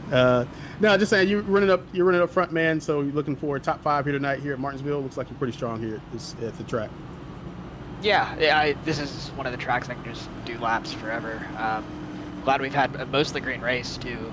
So been able to show off that long run pace. Had the track position there after that stage, but unfortunately got to crawl all of that back. So. A question: is your wheel pointing straight? Because that tire is definitely cambered out. Yeah, it's straight for now. So. I'll keep an eye on tire wear. Yeah, I don't know what's gonna happen, but Yep. So, well, lights out on the pace car. So thanks for taking some time with us, Alex. We'll put you back here with the team. Good luck for the rest of the night. Hopefully your recovery drive goes well. Thanks, guys. All right, so Alex Murray out of the booth, Alex Van der Sant out of the booth as we get ready to go green once again. So a recovery drive in place for Alex. He's going to have to claw back, but has the pace. So like we saw that, right? He was running P2, P3 pretty much all day. As we take the green and Delaney is back out front, followed by Nolan Hodgson in P2. So missed that as we were trying to get some time away from Alex Van der Sant, the 96 machine. So great run for the 12 car, who was on the radio not happy about something. There goes Matt. So maybe got a little bit of contact. So Matt DeCiani looking to take back P2. Contact. There he goes. We got to stop talking about these drivers. And more contact. So guys are not wanting to give up these positions in this track position as we're underneath. So our 9th caution of the day, contact on the front stretch between the 12 car, and I couldn't make out who the other car was there for Nova Haase. He's trying to it was the 04, I think. Position. Again, actually, 04. So more issues with the 04. He's not making a whole lot of friends out here for Andrew Dyson. Probably the next guy we want to talk to here is the 04 machine to see what is going on. And you can give us, I don't know, no one looked to be a little low there from the heli shot that we got. So just hard racing, wrong place. One car trying to go up, one car trying to stay down, and you end up with 12 car round on the front stretch. So let's see if we can grab a word here with Andrew Dyson. So we were able to speak to Neil Pearson a little bit earlier in the DCR boys. So we will grab him.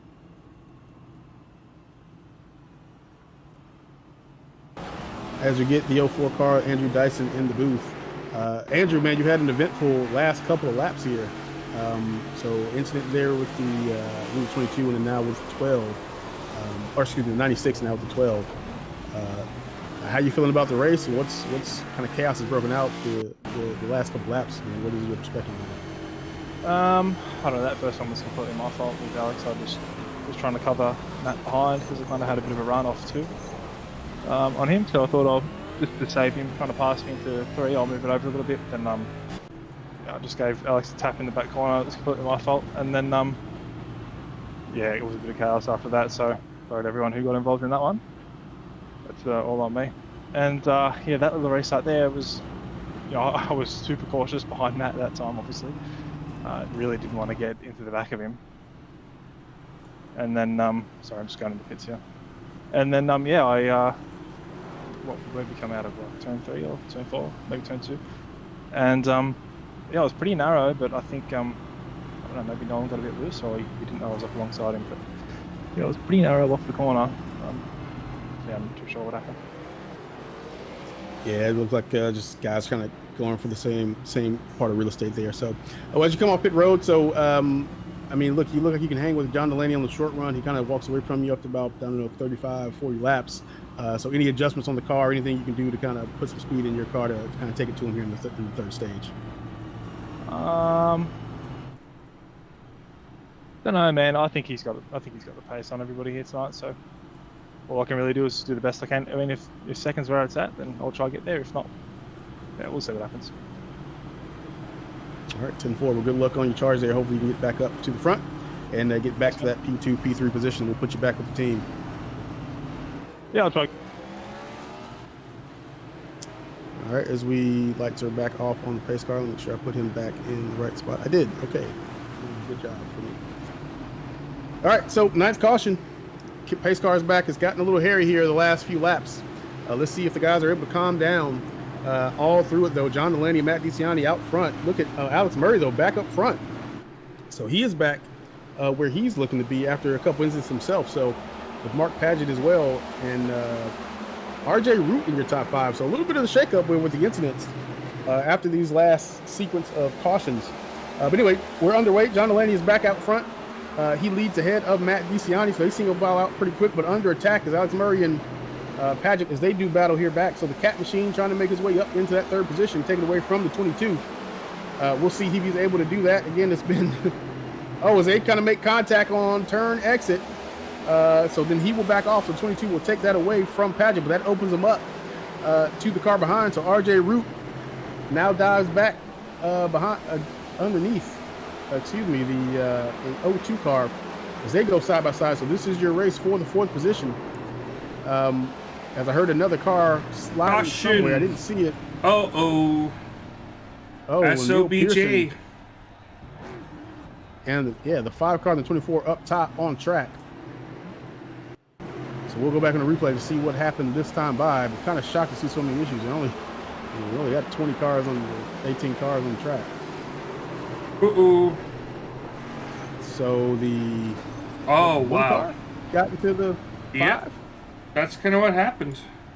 Yeah, so these guys are a little bit of impatience, I guess I'm seeing. So unfortunate. I mean, he's kind of there. Again, that's just the differing, who has the right to the corner. It's kind of always a difficult discussion here between over races of when, some guys think just showing the nose is enough. Some guys think getting an inch of the bumper is enough. Looks like just trying to lock up the brakes though with SOBJ. So he trying to avoid everything, maybe heard it coming. That shoots him up the track. Again, once you lock the brakes down, and you can't brake and turn at the same time, unfortunately. So straight line, he goes right up and collects into the number 1 car. So another caution. So we're at number 10. Something odd I noticed is that Kevin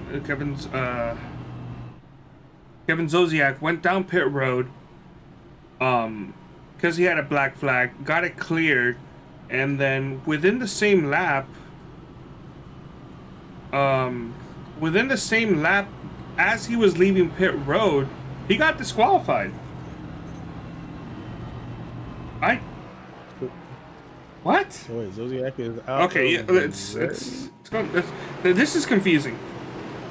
So Kevin Zosiak is gonna go down pit road because he has a black flag. And, I wonder if he didn't serve it on time. I wonder if you have 3 laps to serve it, so that includes, I think, the lap that you come down. But I think that I don't know how well they've dialed out the if you have to cross the start finish line to get to your pit stall, that might count as a lap, so that might count as 4 laps. Well, here's the question also. When did he get that black flag? Because you have to serve it under green flag conditions. Oh, yeah, if that's the one from the start. Yeah, remember you said he had a black flag earlier. So, yeah, I think so most apps default to, so if you have sim race snaps, for example, or crew chief, it'll give you the message that you're disqualified. But yeah, it's 3 green flag laps what you have to serve that. So it'll give you the DQ message, and I think you'll even see it might even be an iRacing on the caution. It'll show you that the white X flag, right, for DQ. But it's green flag lap. So there you go. So you got the spot right there. Oh yeah, no. Right, that's so weird. Yep. So maybe just not able to serve that. That is odd. Again, usually you don't get that under caution. So, but lights are back out on the pace car. So we'll line it back up 2 by 2 all the way back. Again, so situation on the road, we got 12 cars on the lead lap. Neil Pearson is your last car. That is on the lead lap here. We got a couple waiver rounds, the 25 and Neil Pearson, or the 24 of SOBJ and Neil Pearson coming back around. Pace car is off the track. We're under control of John Delaney once again. So getting plenty of restart practice here tonight. And he is away. And another excellent jump from the 6 machine. So the Stint Analyzer Chevrolet is out front, 2 by 2 back here up front. So Mark Paget once again trying to make some ground up here on the 45 of RJ Root is your first side-by-side battle there for the 4th position. And so far so good, keeping it clean as they're trying to sort things out there in the back. So Cody Colley getting out of the way of some folks. So a little bit of sketchiness going on in the back of the pack. Right now, the lucky dog recipient will be Jason S. Taylor. We get another caution that he's not involved in, hopefully, if that were to happen. So he is currently 2 laps down, and Cody Colley in 46 is also 2 laps down. So that'll be a race for the lucky dog position. As we see the 76 car a little bit further back, we just got around the 47 of Jim Schofield. So Derek Heitman moved up 1 position into P6. As we continue to watch John Delaney work around the racetrack and pulling away from Matt DeCiani and Alex Murray. So his primary contenders that he's been racing with all night, not up front. So they are currently MIA. Andrew Dyson is back in your 10th position after his incident, as well as Alex Van Zandt, who is further back down the field. So he is in 11th. So they will have to work their way back up to John Delaney if they want to challenge for the race win. Neither one of them sounded pretty confident when we talked to him, though, Carlos, that they had anything for Delaney. But all the folks we've talked to do think P2 is within grasp, and right now that's occupied by the 4 car of Matt DeCiani. So that will be the man with the big target on his back, is the EPI machine there of Matthew. So he's being chased by the 22 machine of Alex Murray currently, but already 8/10 back of John Delaney. So he is setting sail as we work lap 300. So 200 laps here to go at the Kevin Steele HU, specifically 499 and 100% Cup Series. And again, we are still outside of that total fuel window of about 150. So we will have another stop coming at some point, barring we start to stack up the cars here pretty good. So again, that'll be kind of the key point. There will need to be some money stops made, so drivers will need to execute the green flag stops. If we get to that. Nolan Hodgson got a little loose, had the death wobble down the backstretch, but able to corral it back up. So good on him to not let that thing go around, but he was right in front of the 04 of Andrew Dyson. So that is not something that Andrew Dyson wants to see at all. I'm sure he'll want to clear that 12 pink car right away, as well as Alex Van Sant, who's a couple cars back. So they will be wanting to make their way through the field as quickly as possible.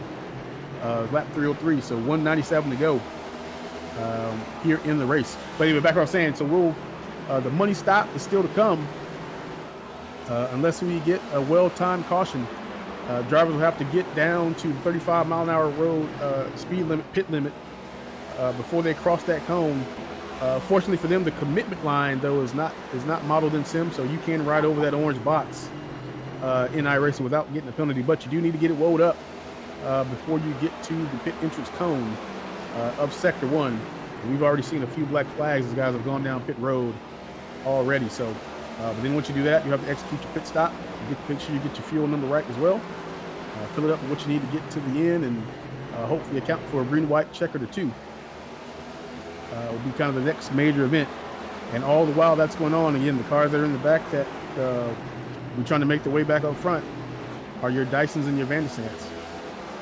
We'll be trying to get back. And also Neil Pearson right in the 5 car. He was also up there in the top 5 all race. So a huge benefit of those guys' misfortune are the 45 of Group and the 02 of Paget. As you see Paget on the screen here. And we flash back here to the rest of the top 10. So Derek Heitman in that 6th position. Jim Schofield of DSR, Dirty South Racing, in the 47. So a pretty good run for him. He was mired a little bit further back here in the race, so he's running around about the 10th place or so all race. And again, due to all the misfortune and some of the attrition, he finds himself in that 7th position, looking to make up more ground as we watch Andrew Dyson as well. So he has made his way, or excuse me, not been able to make his way around Nolan Hodgson. So he continues to ride behind him, but he will want to clear him as soon as possible.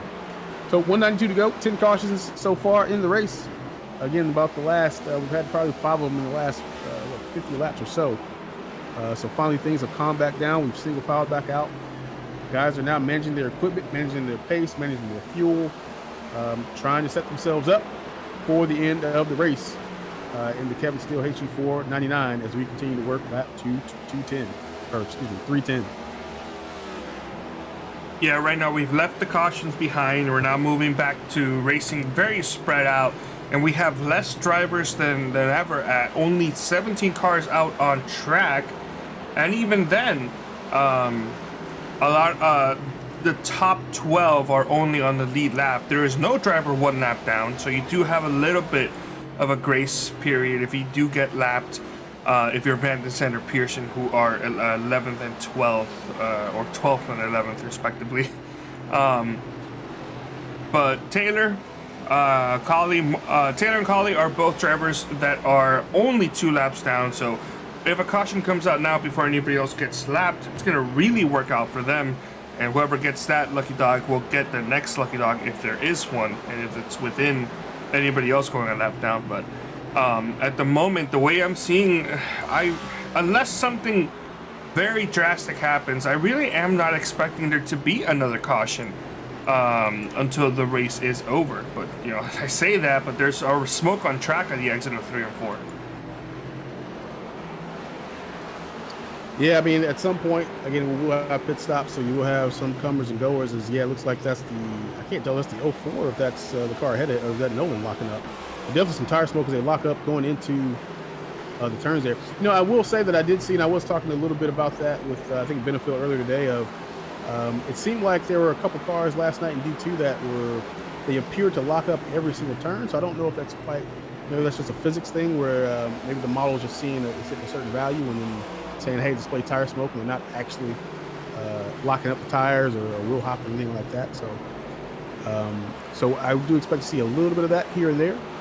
But I don't think we've seen a terrible lot, so that probably was a legitimate lockup there from, I couldn't tell if that was Hodgson or the 04. So, well, it looks like they're working behind the number 1 of Dustin Hall there, trying to get around here. In 8th. Plus 13 spots from when we started this race. Actually, the second biggest mover of the night. The biggest mover is Mr. Semi-Retirement Raymond R.J. Root, plus 18 from where he qualified. I mean, he qualified dead last, and he's up to 4th. Yeah, RJ, so he took a provisional for this race. He still had a couple left since he hadn't been racing. So that put him at the end of the field without having to turn a qualifying lap. So, yep, he is up from the rear of the field. So, good run for RJ Root. Again, was just kind of looking to come in tonight and just turn off some laps. Again, he's competing for a championship in another full-length league. So, wanting to get some of that seat time that he's been unable to get during the week here for the DGR team. But again, going better than expected. When I talked to him, he said, hey, he wanted long runs and wanted to complete all the laps.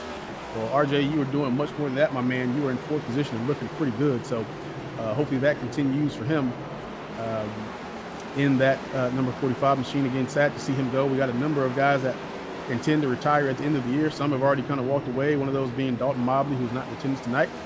So the DGR team owner has hung up his racing suit for the remainder of the year in the 77. But as we see a pass here going on the track, so I believe that was Dyson getting around Hodgson.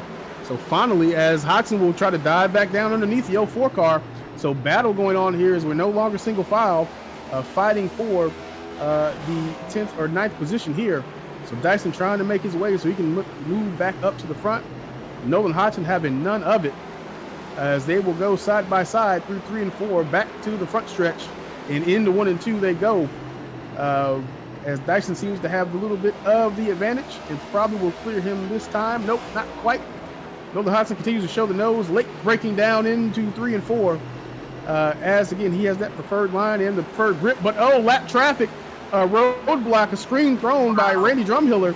So that will give the 12 car some reprieve as he will use the lap car as a pick, and it'll put him back over again. And Andrew Dyson will have to start this all over again in the 04 machine to get around the 12.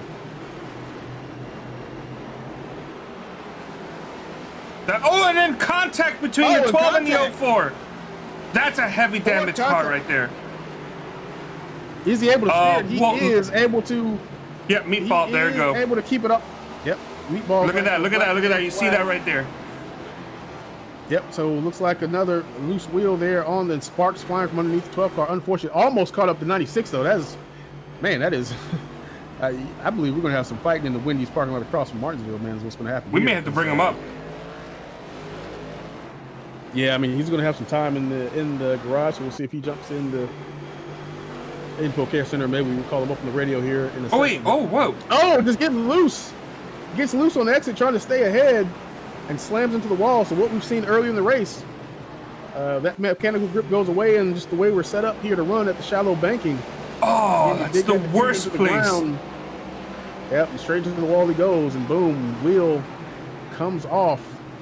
Shocked he was able to steer that down into 1 and 2. Thank goodness. Again, he was right underneath Alex Van der Sant. So the 96 car can thank his lucky stars that the 12 car actually had control of his machine there to make it back to pit road safely. So Nolan Hodgson will fall back down to your 12th spot. He's already 3 laps down. So that will give all of our lap down cars another spot as well. Not all of them, but Jedi Taylor and Cody Colley. I would expect them to take a spot here from Nolan Hodgson as he starts to go laps down. So already 48 seconds on pit road and not moving, so he probably has substantial damage that he will need to get fixed. But let's check in with the front of the race here. So as we were watching the back, John Delaney 3 seconds ahead of the field. DeCiani is still holding on to your 2nd position, and he's putting some distance between him and Alex Murray.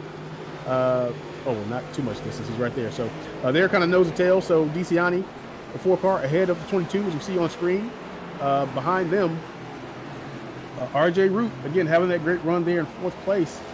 Mark Paget, the O2 machine, the Caterpillar Chevrolet, has been riding around in P5, so good run for the O2 continues. So he's been able to set sail from Nolan Hodson in that battle early in the race, and good on him for getting through it. Derek Heitman here in your 6th position in the 76 machine. So again, another driver just looking to tick off some laps here in that 76. Not looking to be too aggressive, just wanted to make it to the end and then see where he's at. And if he's maybe on the front row with a green white checker to go, we may see a Hero Heitman come out. So it's kind of a break glass if in emergency type of situation to see the alter ego there of Derek Heitman. Dustin Hall, who's had his fair share of issues tonight, finds himself continuing to run in your 7th position. So he did start in 21st, so pretty good run, as Carlos mentioned earlier, our biggest mover of the race, I believe. Oh, nope, that would be RJ Root we talked about. So our 2nd biggest mover of the race would be Dustin Hall there. So he's up several positions from 21st. Andrew Dyson is worked his way back up to 8th, so the slow recovery continues for the 04 car. And now with Nolan Hodson out the way, I would expect him to be able to make some even more progress. Again, he's trying to reclaim that 2nd position and get up to where Matt DeCiani is, but he's several seconds back from that. So he has about 5 seconds and about 6 cars to clear between now and then, but we'll see how that goes for the 04 machine. The 47 of Jim Schofield is in your 9th position. So again, another solid run from Jim Schofield, just always shows up and runs solidly. So always a top 10 kind of car, that DCR machine. A decent guy too to get to chat with Jim, so shout out to Jim Schofield here from the booth. But again, 11 seconds, looking to hold on to that 9th position for him, as he's kind of locked in this little mini train here with some other cars. So Neil Pearson in the 5 car again has moved up a little bit in that 5 machine. We get subbing for Bobby Anderson. Is on screen. We see Neil Pearson and Alex Van der Sant nose to tail. As looks like, missing the corner there a little bit, so running a little higher in the 5 machine. So I'll get off real quickly. Last time we were talking about him, he ended up into the wall. But just behind him, as we were talking, Alex Van der Sant is pulled up to him. He's in your 11th position in the 96 machine. So again, the former IROC champion in 2021. And again, multi-time IndyCar champion here on the iRacing service in several leagues. The 96 car of Alex Van der Sant is working on Jim Schofield. Yeah, and we spoke to him earlier after he was pretty much bumped very hard and nearly turned entering 3 and 4 on a restart during the stage 2 section, the middle part of the stage 2 section of the race from the 04 of Dyson. And unfortunately, it looks like that number 96 car, which was very strong in the top 5, definite contender for a top 3 finish, a podium finish. That car is just a former shell of itself. It can barely run, and it can't even run anywhere near close to what it was running before. And at the paces is going, he'll probably be hunting himself multiple laps down by the time the race ends if we go green all the way. So 96, definitely not happy with the 04, but Andrew Dyson, when we did talk to him, did mention that it was accidental as he was trying to defend a possible run from the driver behind him that was lined up to the inside. I can definitely believe that when I saw the replay. It did look like the 04 was going to be defending because he had finally just gotten to the inside line that half stretch. And unfortunately for him, and definitely unfortunately for the 96 Van der Sant, is brought a caution and has killed the 96 chances of having himself a very fun finish and a good finish. Yeah, as we can probably check in with the group of this Alex Murray DeCiani group. So they're working lap traffic. It looks like they have actually cleared all of that. So they had to work around SOBJ here, this whole string of cars. So they are fighting for position as they are now starting to work through the lap traffic. So SOBJ is now behind them, but now they're working up to Randy Drumhiller, who we saw just a second ago, did influence the battle that was happening just a few laps ago. So we'll see again if anybody decides they want to try to make the move as they come up to that 44 machine. So the 22 and 45 are teammates. I don't expect to see anything happen there. So Murray and Root in your 3rd and 4th position. However, just behind them, Mark Paget who's the odd man out there in the Carnegie eSports sandwich, may feel like he can make a move or maybe pick off a couple spots here when they get to that lap traffic. And Derek Heitman, who is also Prodigy. So it's kind of 3-on-1 here. Mark Padgett's behind enemy lines as they do catch that lap traffic.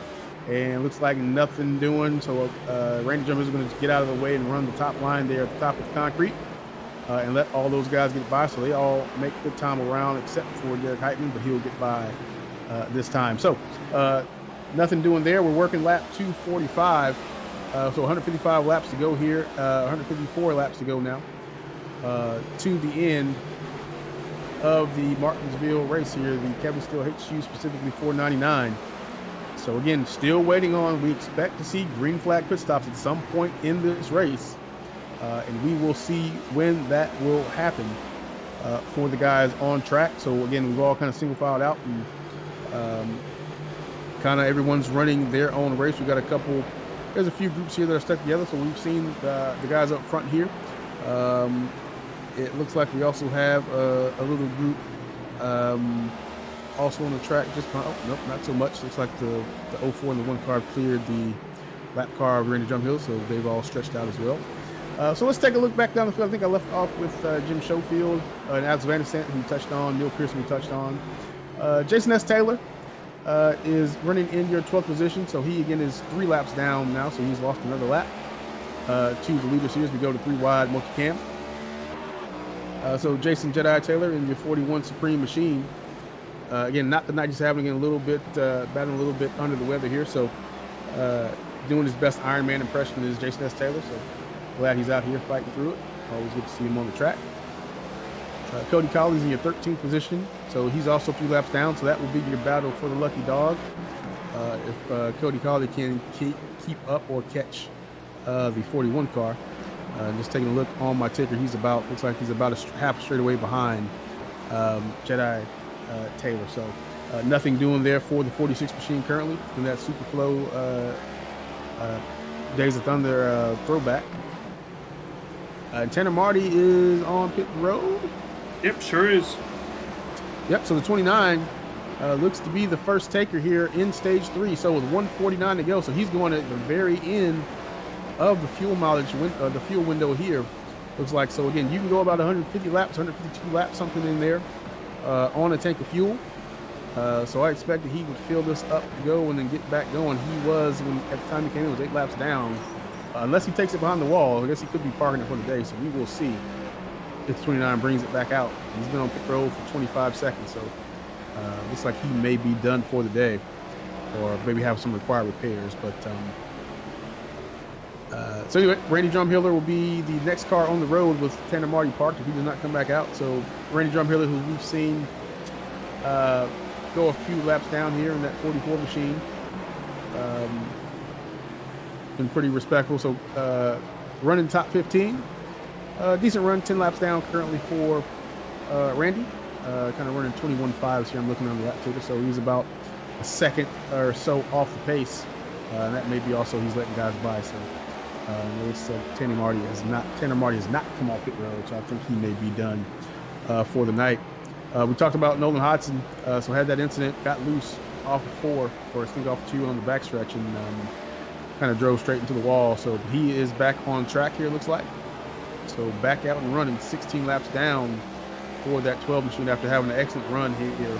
Not only tonight, but again the last few weeks has been putting it up in the top 5 routinely. So not what he wanted to see here. I did get a chance to talk to him before the race as well, and he kind of mentioned that, yeah, he's had terrible luck here at all the Martinsville races.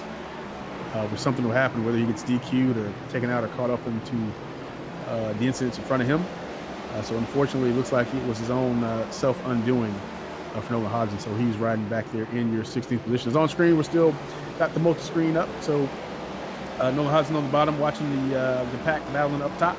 So that looks like still your top 5. They're kind of all locked, or not top 5, but your second through kind of 6th, all locked together, nose to tail.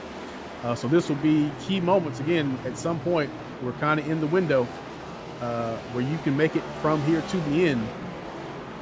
Again, with only 11. Whoa! 10 cars now.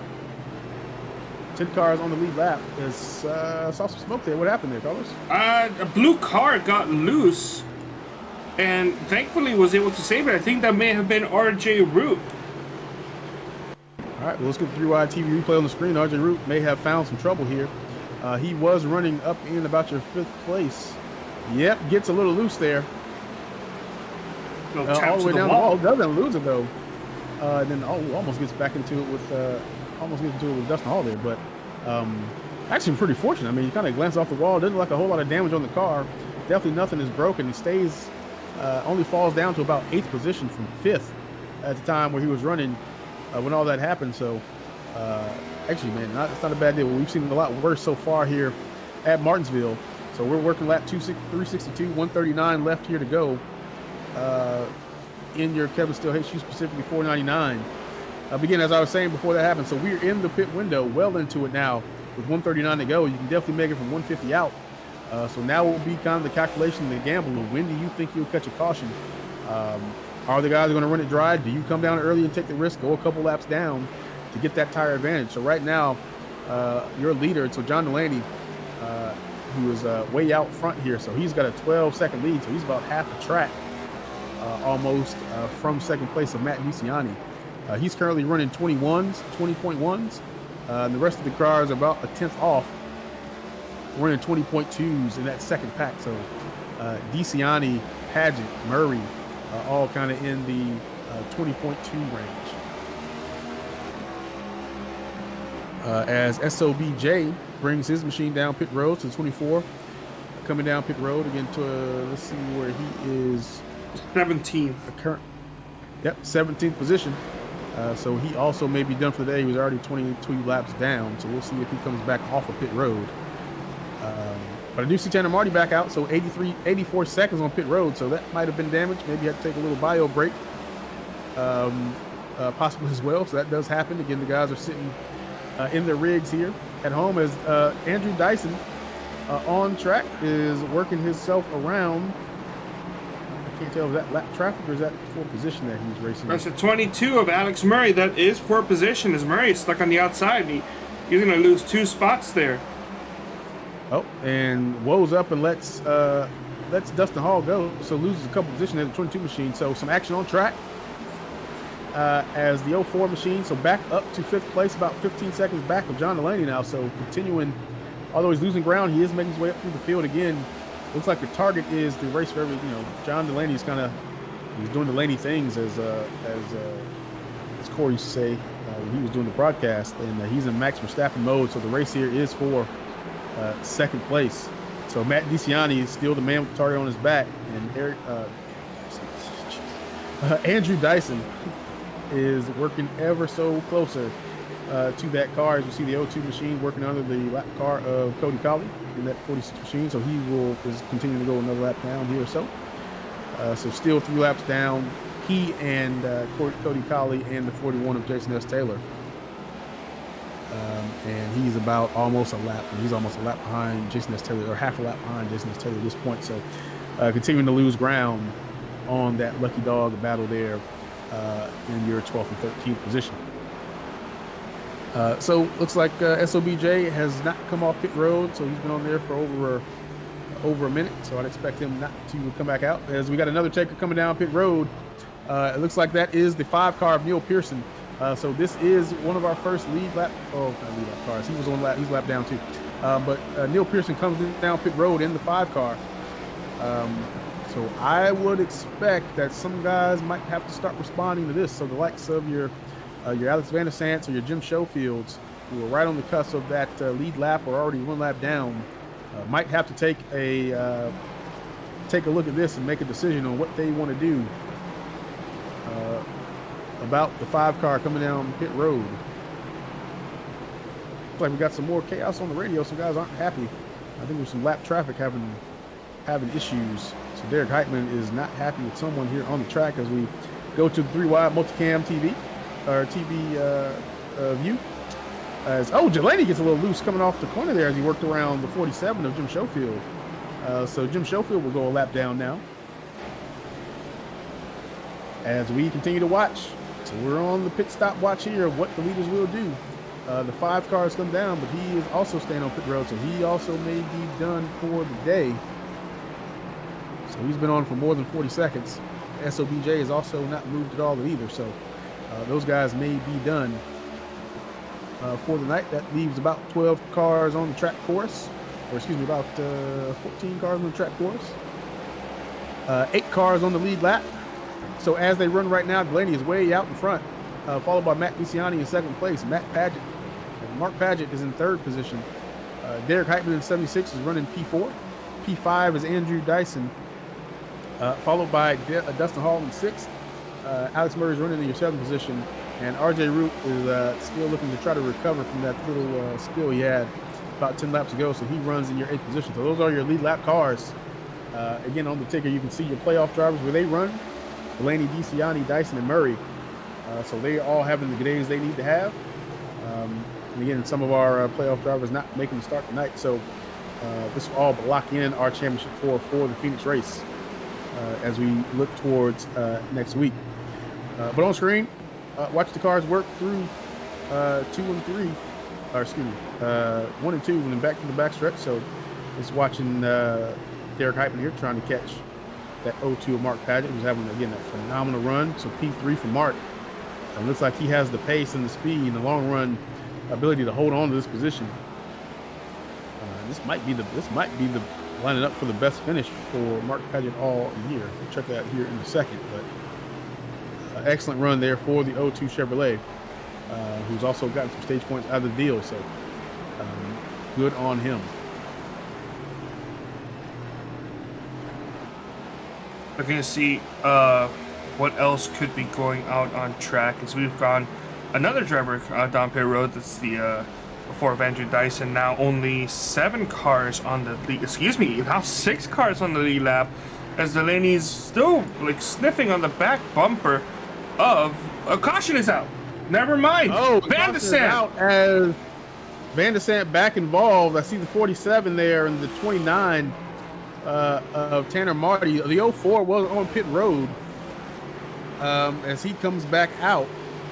So we were just looked like we were about to see green flag stops kick off. Oh no.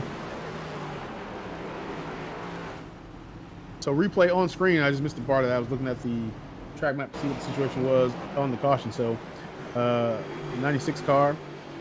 See what happens here as he comes up to the 47 of Jim Schofield. And just loose off the corner and nowhere for the 96 to go. Man, Van de Sant cannot catch the break tonight. He's kind of reverted back to as we go on board to see the view that he had in his cockpit as he worked the apex of the corner here, and nothing he could do there. And bang, boom goes the dynamite in the 96 car. You know, there's a lot of what happened to him earlier in the season where he was just wrong place, wrong time. It seemed like almost every single track he would go to, on top of his own mistakes that he would compound that. But man, yeah, unfortunate. And then Tanner Marty nowhere to go. Once Alex Van de Sant gets into the wall there. So back on the caution, number 11 on the night. So this I would expect to be the last pit stop of the night here. This will be the money stop for a lot of guys, unless some people are going to take some wave rounds. I don't think we'll get any wave rounds here because most guys are multiple laps down, with the exception of Andrew Dyson. Who unfortunately did not catch a break there. Or maybe not. I do see Jason S. Taylor. Is he going to stay out? Wait for that wave around. So cars come down pit road to get service. I expect that to be the last one of the night. So man, only we're already about 3 hours in. So not a whole lot of racing here left, Carlos. Probably another 30 minutes or so of racing. If everything goes smoothly and no more cautions come out. But nobody seems to have anything for Delaney. But that P2 spot is very much up for grabs. So now everyone gets the reset. Matt DeCiani will have to do a whole lot of defending from the likes of Mark Paget and Heitman and Hall and Murray and these guys and RJ Root again. So we'll see what comes of that. And also, look, Delaney does have to keep it clean. We've seen him get loose a couple times here as well, so we'll see if he is able to stay calm, cool, and collected and drive to this checkered flag.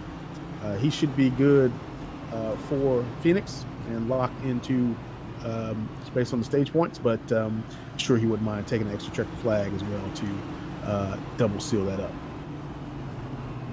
Yeah, everybody is talking about how second place is up for grabs and how they've pretty much relinquished the possibility of winning to Delaney, but Delaney can still make mistakes that are going to take him out of this.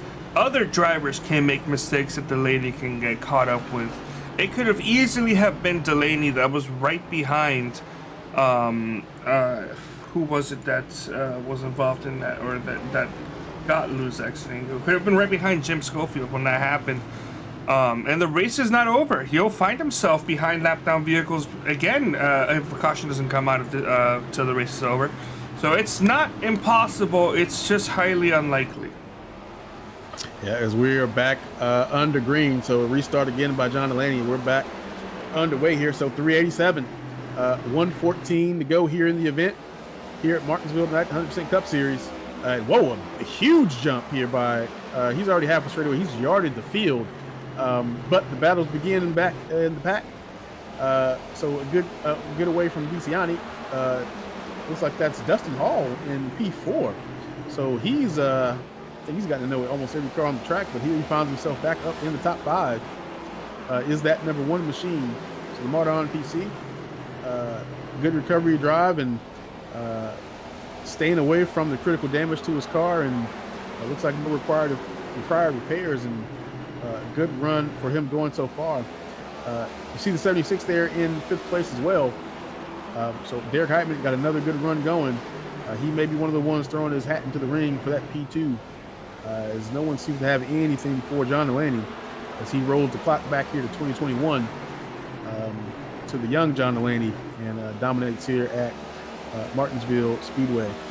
I think the only one that would have had anything to do or had anything for John would probably been Robert Miller. Again, he in the spring race, he finished P2 to Michael Conti, of all people, who showed up to fill in for the Team Conti boys for team points. But I think he was well ahead of the field racing with John Delaney there in the spring race here. So, but with him out of the field, and also Patrick Gitter not showing up tonight, so he had some obligations that he could not get out of, so he misses tonight, but he should be good on points, I believe, as we came in to Martinsville. So with those key players out, not a whole lot that the field has for John Delaney. It's his race to lose.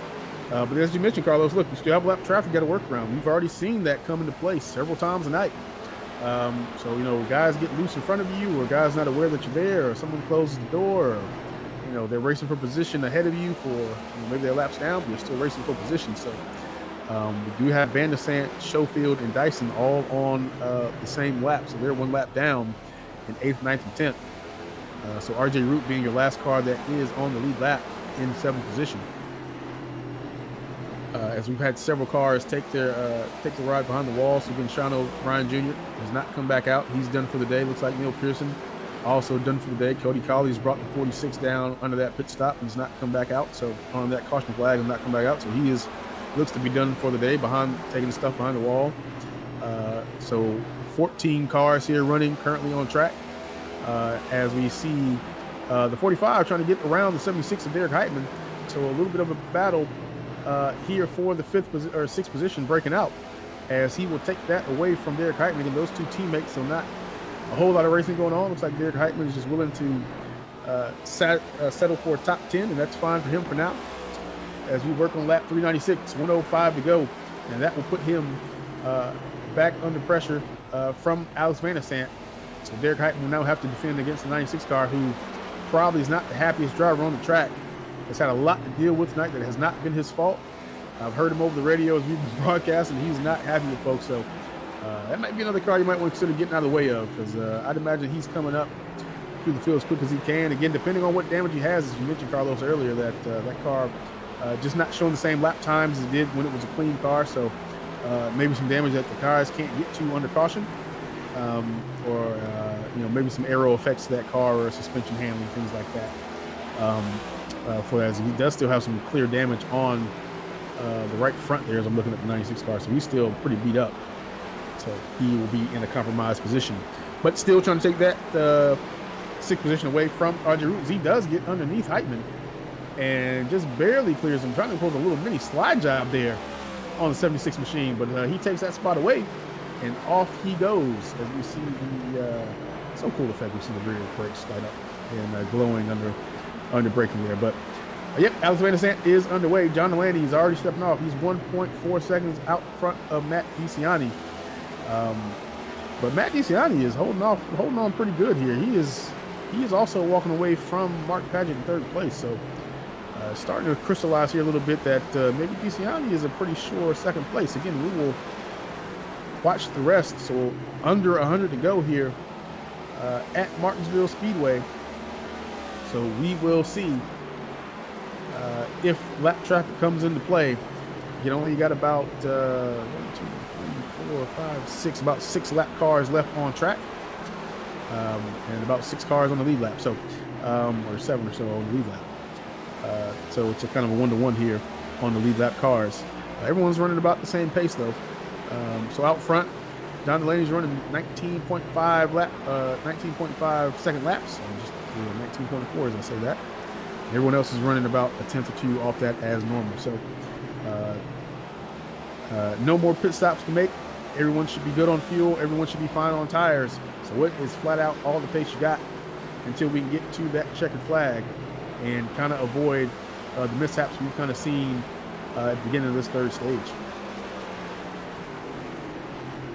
So already 4:04 as a lap we are in. If you type that into a computer, you're not going to find anything.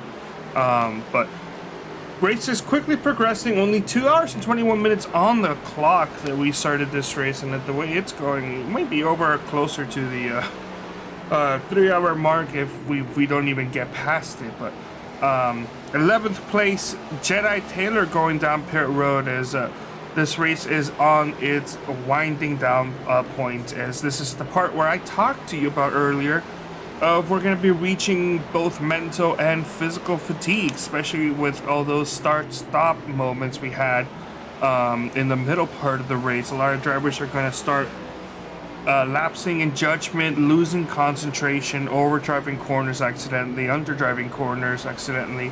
And this is where we could be seeing a couple more sluice cautions coming out. We do have a bit of a less field than we had all race, but that's still, that doesn't really mean much when all these drivers here kind of are familiar with each other. But all it takes is one mistake, as I think I just heard somebody crash. That could have just been a weird iRacing bug. Oh, that was probably Well, I see a bunch of cars working lap traffic, and so Dyson had to I think one of the lap traffics that went up near the outside wall may have just scraped it, and iRacing likes to exaggerate the sound. But right now, 14 drivers on track still, and of those 14, only 7 of them are on the lead lap. So should be a quick race going forward, but it would not surprise me if we do see a driver just make a mistake that brings out a caution. Yeah, so not a lot of cars, but look, we do have a bunch of battles. The thing that you mentioned there, Carlos, is look, all the cars that we have left are running about the same pace, right? So that's the thing where you have cars on the same bit of track racing around each other. That's where the excitement comes from. So, I mean, you're still, although Matt DeCiani is kind of checked out just a little bit from the rest of the pack here. He's not totally gone, right? He's not totally disconnected. But you're looking at that 3rd through 7th position. They're all kind of running on that same piece of track. So, they're all about on the same straightaway and things like that. So still some opportunity for things to go awry, for pressure to be applied. But yeah, as you mentioned, like you're in the dog days of the race here. We're 89 to go. So lap 412, everything on your, for our older drivers, everything on your body screaming at you at this point. So again, your fingers might be getting numb. Your wrists are from turning the wheel, having race guys. Not to mention again the mental fatigue that you're talking about, right? So a lot of frustration is going on in this race. A lot of guys having issues. I think the motor coach lot's going to be pretty exciting. For a lot of guys wanting to hash out what happened in the race. So we'll have to save a little bit of energy for that too as well. You might have to defend yourself walking to your hauler, but. Yeah, so you've gone through all that, right? The frustrations, the ups, downs, like say someone like Alex Van der Sant, right? Who's Had a few things that nothing of his doing, just disagreements with other drivers. So that on top of 500 laps of turning the quickest laps you can turn here at Martinsville Speedway. So, so still plenty to play for here, especially here in the top 7 or so, as they're all kind of running together. Again, you got a few cars here on fighting for the lucky dog. So if something were to happen, Van de Sant's trying to stay ahead of Schofield and Dyson to make sure that he is the first one lap down. So if things do go off the rails, he is the one to benefit from it. So I'm just trying to take a look at where they are on track. I don't see them near each other. I see the 04 is right behind Schofield, so they're decently, they're pretty close together here on track. And I do not see, where is that 96 car on track? Up ahead in 8th. First driver 1 lap down. Yeah, so they are all about on the same straightaway. So yeah, he's just around. I can see he's underneath he's right behind the 45 there. So so they're not too far apart, right? These 3 racing for the lucky dog. So they are on the same straightaway. Looks like Venison has about a second gap over those 2. But they're going to be racing again if something goes wrong, and we've seen it. I mean, it can go sideways in a hurry, and cautions breed cautions. We all know that saying. There's a little bit of blinking in there in front of Van Sant. That's something he's not going to see either. He must have opened an umbrella indoors or something earlier today, because he is catching it every which way here. As we continue to watch cars work around each other, Dustin Hall works his way past Nolan Hodgson. So that was for position. Nolan Hodgson again. It's about 16 laps down after he took some damage from a kind of self-inflicted issue he had some time ago, earlier in stage 3. So letting by the number 1 of Dustin Hall, who's currently running in 4th position. Who I got to be honest, so he started 21st on the night, right in front of RJ Root, who took a provisional. So this is a magical night for Dustin Hall in the Jimmy Strong number 1 car there, as he makes his way around the track. Watching Alex Van de Sant though, still working, trying to hold on to that lucky dog position as he makes his way around the track. And the 96 car is just not able to make quite the same speed he was able to make. Well, actually, no, he's running about a 10th slower than Delaney, which is about what he was doing when the car was fixed, although the car has been beat all to hell. So it's kind of a remarkable feat in and of itself that he's able to do that. But yeah, same thing as we take kind of a look at the race here. 78 laps to go. John Delaney still way out front, over 6 seconds lead on the field here. And it looks like you have DeCiani, Paget, Hall, Murray still your top 5. So not a whole lot has changed here, but they are, it doesn't look like a whole lot's happening on the track here, Carlos. But as I mentioned, trying to break just a few feet later than the car in front of you, trying to get in the gas just a few feet ahead of them, getting out of the corner, trying to make sure you hit that apex. It doesn't look like a whole lot's happening on the track, but I can assure you, inside the cockpit, these guys are working hard and trying to get that little advantage. Again, kind of the same thing that the real world guys deal with, we talked about earlier, with the shifting and the size of the brakes. And this car just drives better. Right? It just does everything better here on the short tracks. So it's a little bit more of an equalizer between drivers. So it just makes that getting around somebody that much more harder, which is why we see such hard racing on the restarts and why we kind of ran into those tough spots earlier in stage 3. All right, well, I got a question for you. I've noticed this, and while I do know the answer, not everybody out there watching does, but a lot of these drivers appear to have heavily glowing brakes on the rear. And the question I have for you is, if these drivers are prioritizing the rear brakes, why the rear brakes? Why not prioritize the front end, or find a balance in between? Yeah, so that'll be driver preference, right, of the brake balance. So just like any other discipline of motorsport, as we continue to watch Matt DeCiani and that group here work on screen, and Carlos has lap times on the screen there, so you can kind of see what those deltas are. But yeah, so it's driver preference, right? Some guys like a more oversteery car, or more rotation on entry to a corner, right? So you can kind of, one of the tools you have in your disposal to kind of get that effect is brake bias. Some guys prefer more front brake, some guys prefer more rear brake. Me personally, I think I run about 42% brake bias, so that means that there's more rear brake in the car than front brake.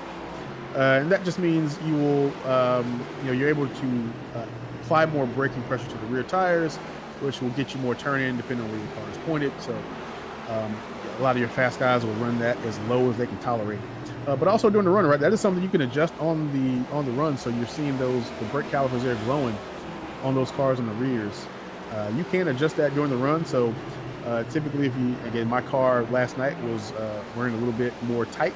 So I was wearing out the right front, which means I had to kind of adjust that brake bias slowly as I went through the long run to get a little bit more rotation into the car. So driver preference, what your driving style is. Some guys like a car that's more oversteery. Some guys like a little more understeer. In NASCAR terms, you say driving off the right front or driving off the right rear. I'm a right front type of guy, but someone like Robert Miller, who's not here, for example, driving off the right rear, right? John Delaney's definitely driving off the right rear. So he'll probably have a little bit more brake bias turn towards the back than most. But you can't go too far, or you can forget to reset after a pit stop right after fresh tires, and you'll accidentally lock the rear tires up. And it's just like we saw with Alex Murray when he dropped it into second gear. You get that too much engine braking. It's the same effect, right? You're just doing it with the engine instead of the brakes, and you lock the rears up, and around you go. Right? Nothing you can do about it. So, but yeah, also, but like I said, it's a cool effect though that you can actually see that kind of in the sim. It's even better at night races, which we don't seem to get that much in NASCAR anymore. So I can get in the soapbox about that. But anyway, yeah, there's your break. There's your little brake breakdown. Brake breakdown. See what I did there? See what I did there, fellas? Yeah. You got it there for sure. Yeah, but we continue to watch. So looking at again that race for second and third here. So Mark Paget is on the rear clip of Matt DiCianni, but that's about where we found him all this last stage. So the gap that Matt DiCianni had built up has gone away. So maybe not having quite the long run car, which I kind of find. I think he was walking around that last long run. So maybe adjustment has been made on the O2 to bring him just a little bit closer to the 4 car of Matt DiCianni. But I say that, but he's also dragging behind the cars behind him, but also are on Matt DiCianni a little bit closer than. So not quite the couple seconds that he had. And as he will dive up under him now, making the move. So I would say probably Matt DiCianni in the 4 cars is not handling as good as it was before. So maybe he threw an adjustment on the car that is not quite working for him. As immediately after that, Dustin Hall will now also attack. So the 4 car going backwards and the one in the O2 moving up into second position. So some action on the track here after, Matt DiCianni, he's just getting out of the way. So that may be an ill handling car because he definitely needs all the points he can get to have a chance. Win would be better because I think he was probably in a win or go home situation there for the 4 machine. We're talking about fatigue, or at least we were talking about fatigue a while ago. And well, we talked about driver fatigue, but we did not talk about commentary or producer fatigue.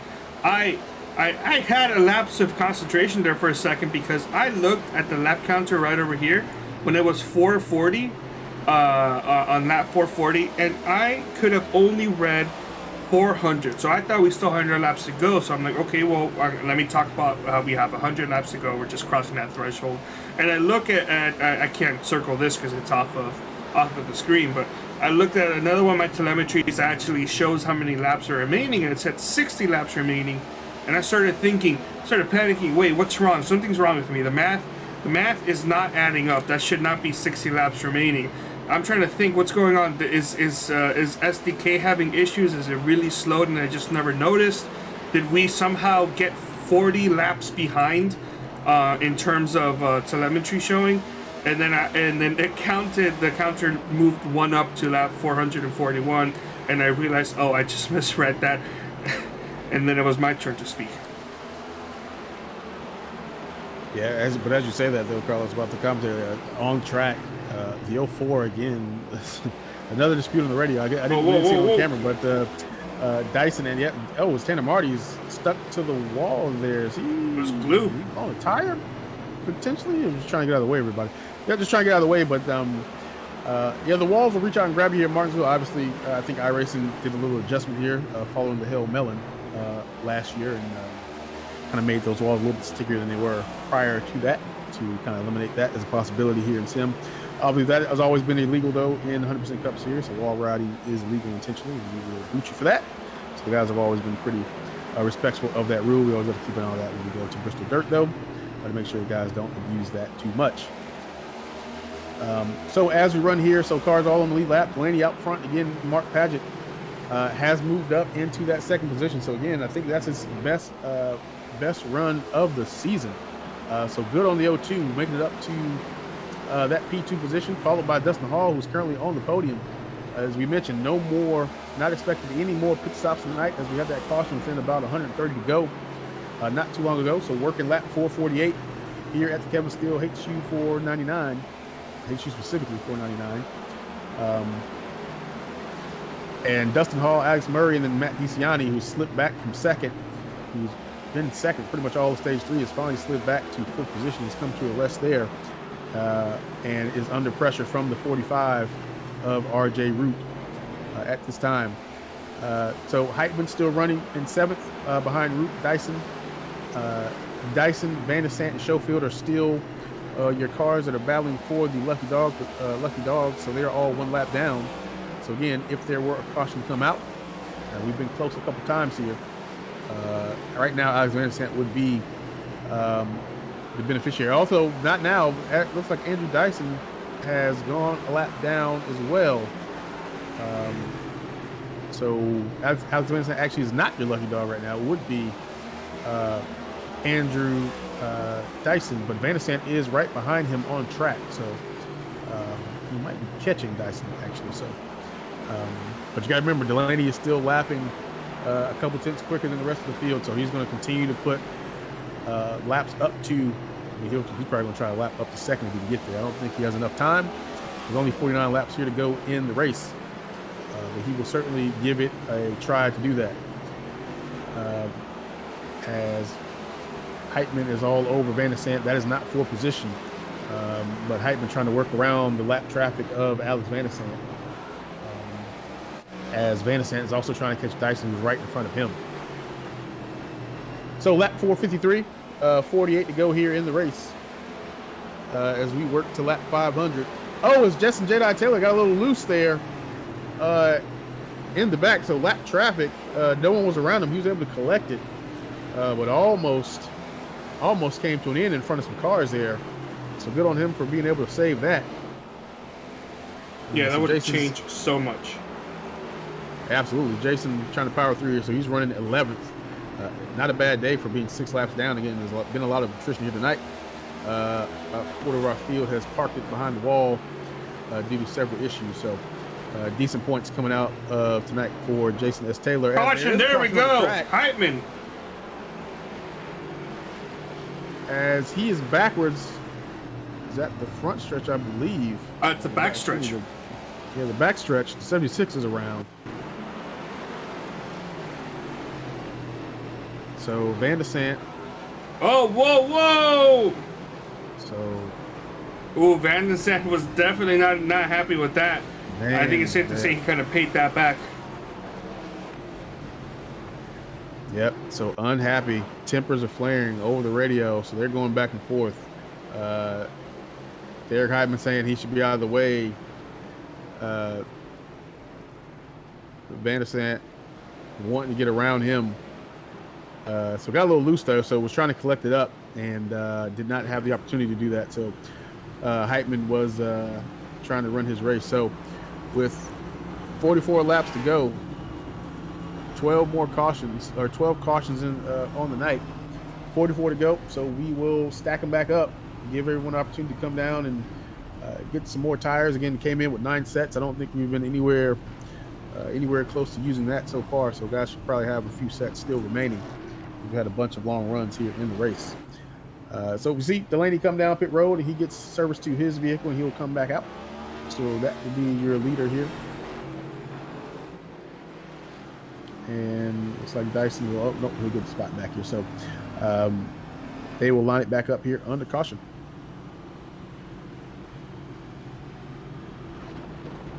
So we're going to be restarting with potentially 40 laps to go.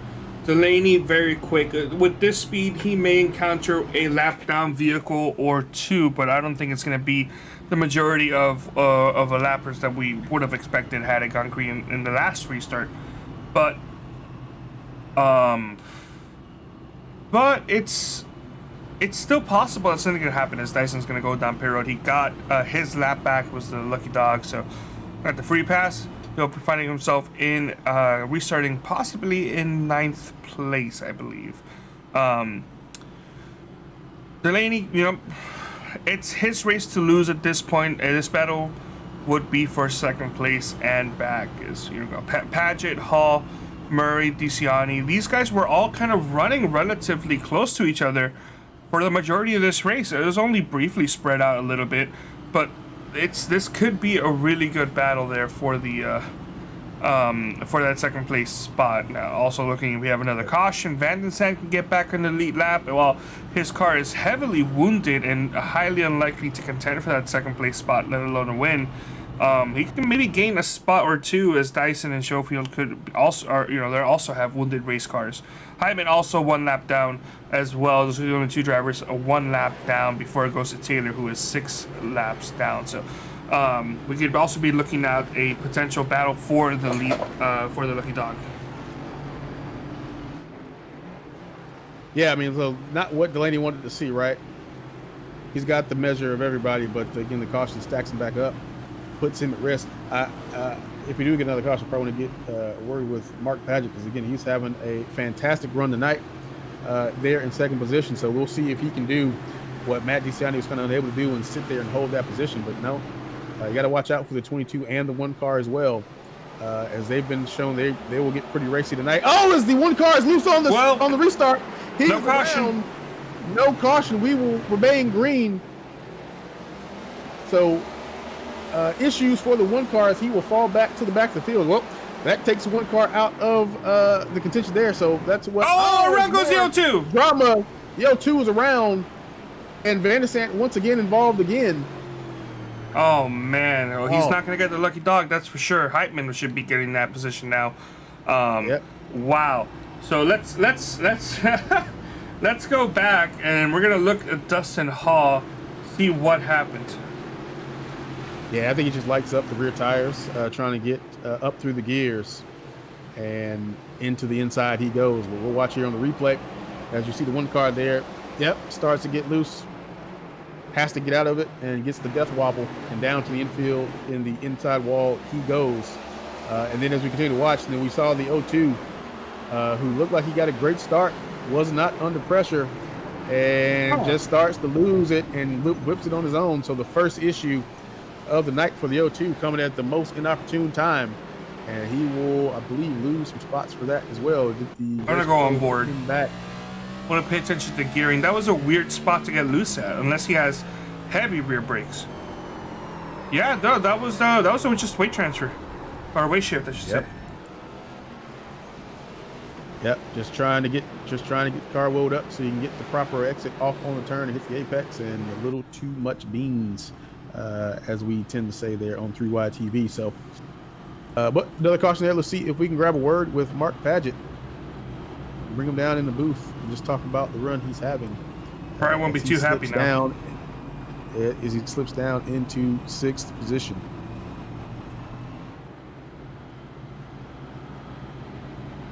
Smart Paget, Smart's up in the booth. You got a copy? Yeah, I'm here.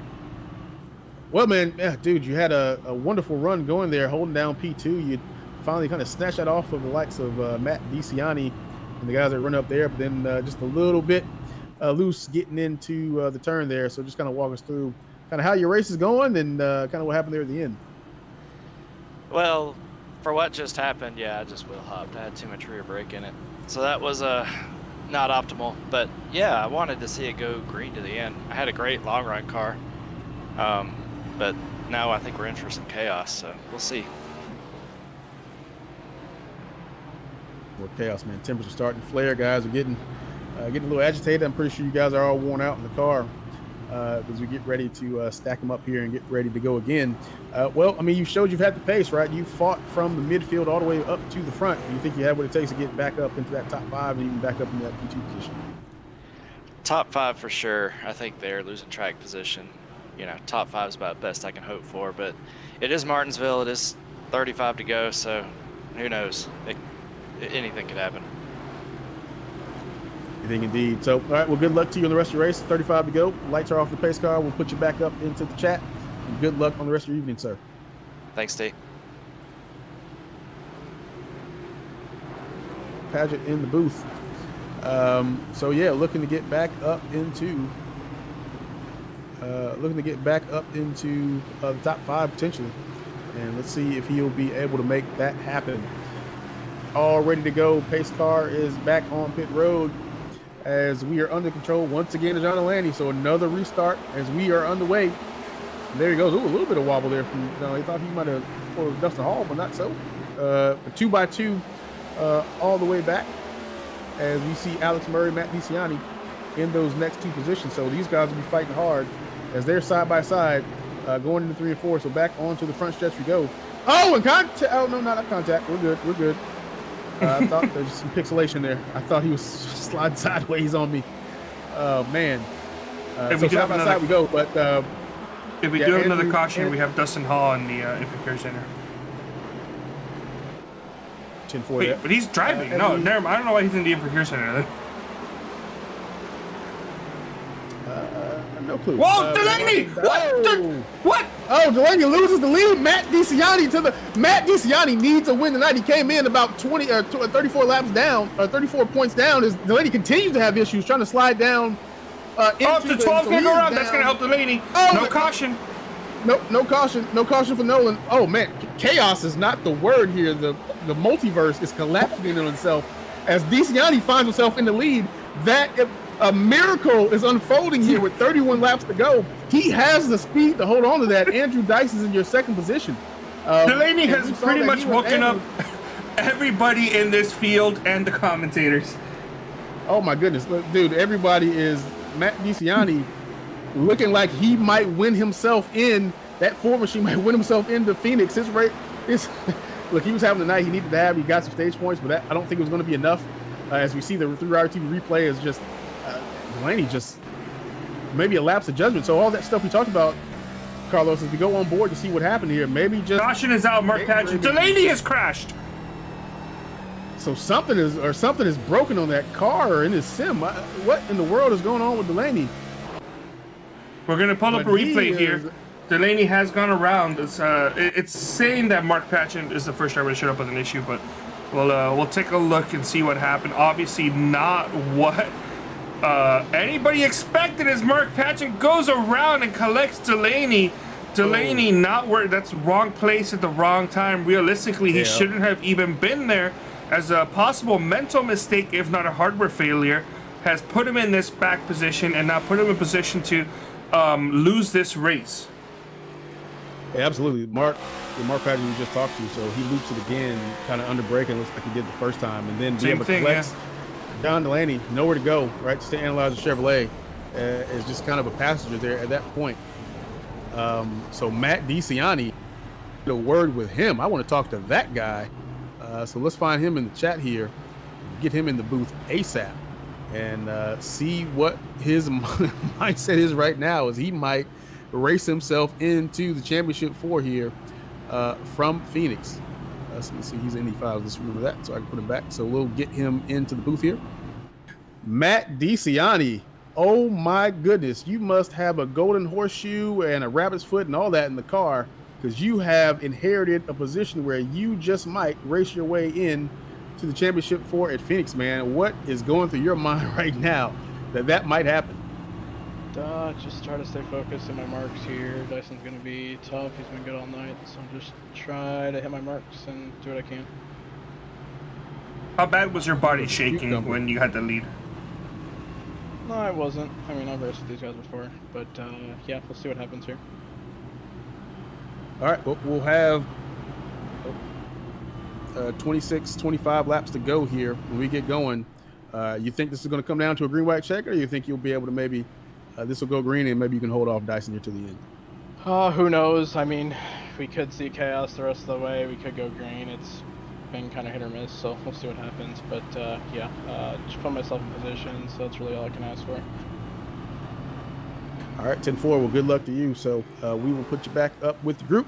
Good luck on the rest of the race. We'll be watching from the booth, of course, and calling it all, man. So hopefully you can bring home a checkered flag and participate in the race for your first championship there. So good luck on you to the rest of the evening. All right, thanks, guys.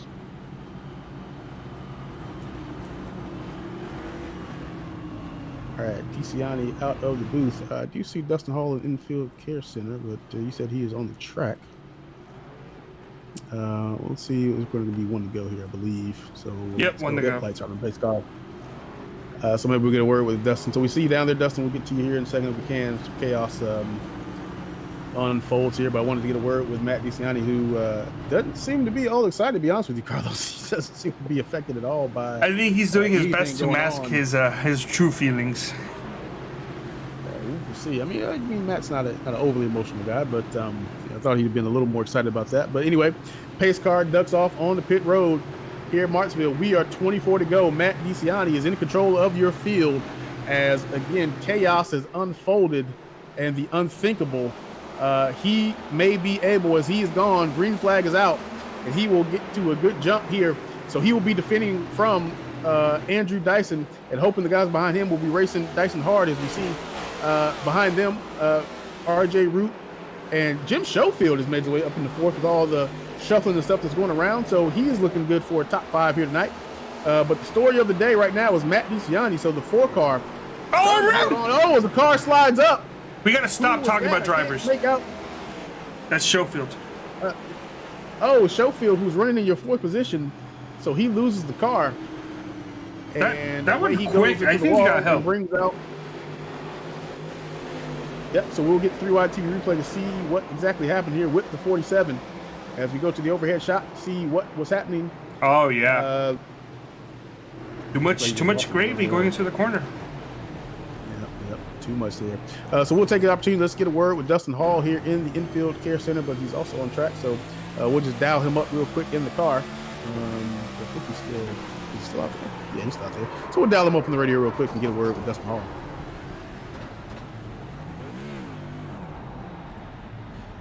D. Shiles, the Mars in the booth. You got a copy?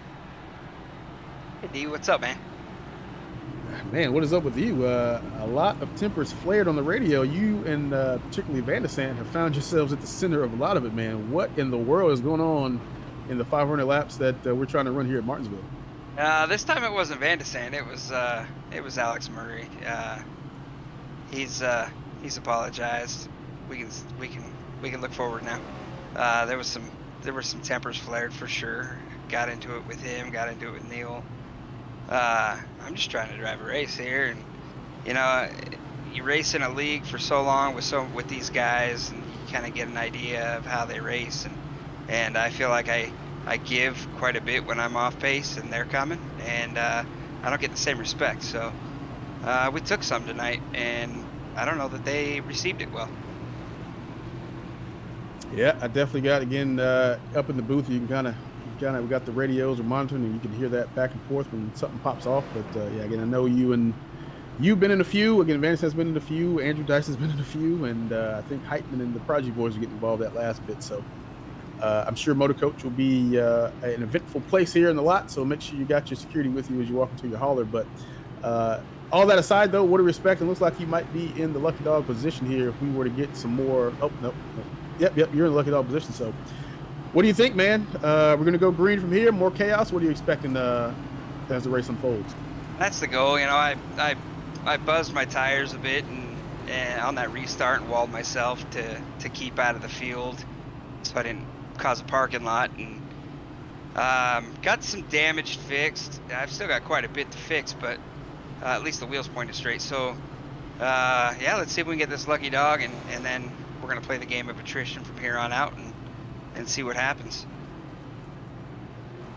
All right, well, good luck to you, sir, on the hopefully you can catch that caution. maybe get the recovery drive going, but and also beautiful, got the Jimmy Strong gold car rolling out. So, man, beautiful car you got there. Man, how but good does it look? Oh man, it's well, it's seen some better days, but the paint scheme is good, man. So. Well, yeah, big, huge thanks to Kevin at Apex Designs, and yeah, we'll get these panels pounded straight for Phoenix. All right, brother. We'll put you back up into your channel here, man. And again, good luck on the rest of the race. Again, hopefully you catch a caution, but you're not a part of it as we get ready to go green, man. So good luck on the last few laps here. Appreciate you, bud. All right, pace car is ducked off. We are ready to go back green flag racing. Matt DeCiani will do it all over again. He's having to do what Delaney had to do all race, is get the restarts and then defend from the 04 of Andrew Dyson. As we only have 16 laps to go, so it will be go mode. The light switch has been flipped. No quarter will be given, so he'll need to stay away. As we see a lockup by John Delaney as he goes in deep into turn 3 and 4 as they come back on the backstretch. Matt DeCiani is still 3/10 ahead of the field as they're side by side, but that's what he wants to see.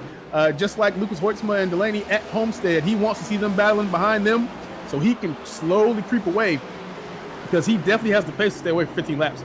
Right? He doesn't have a long. Oh, no. Loose off the turn.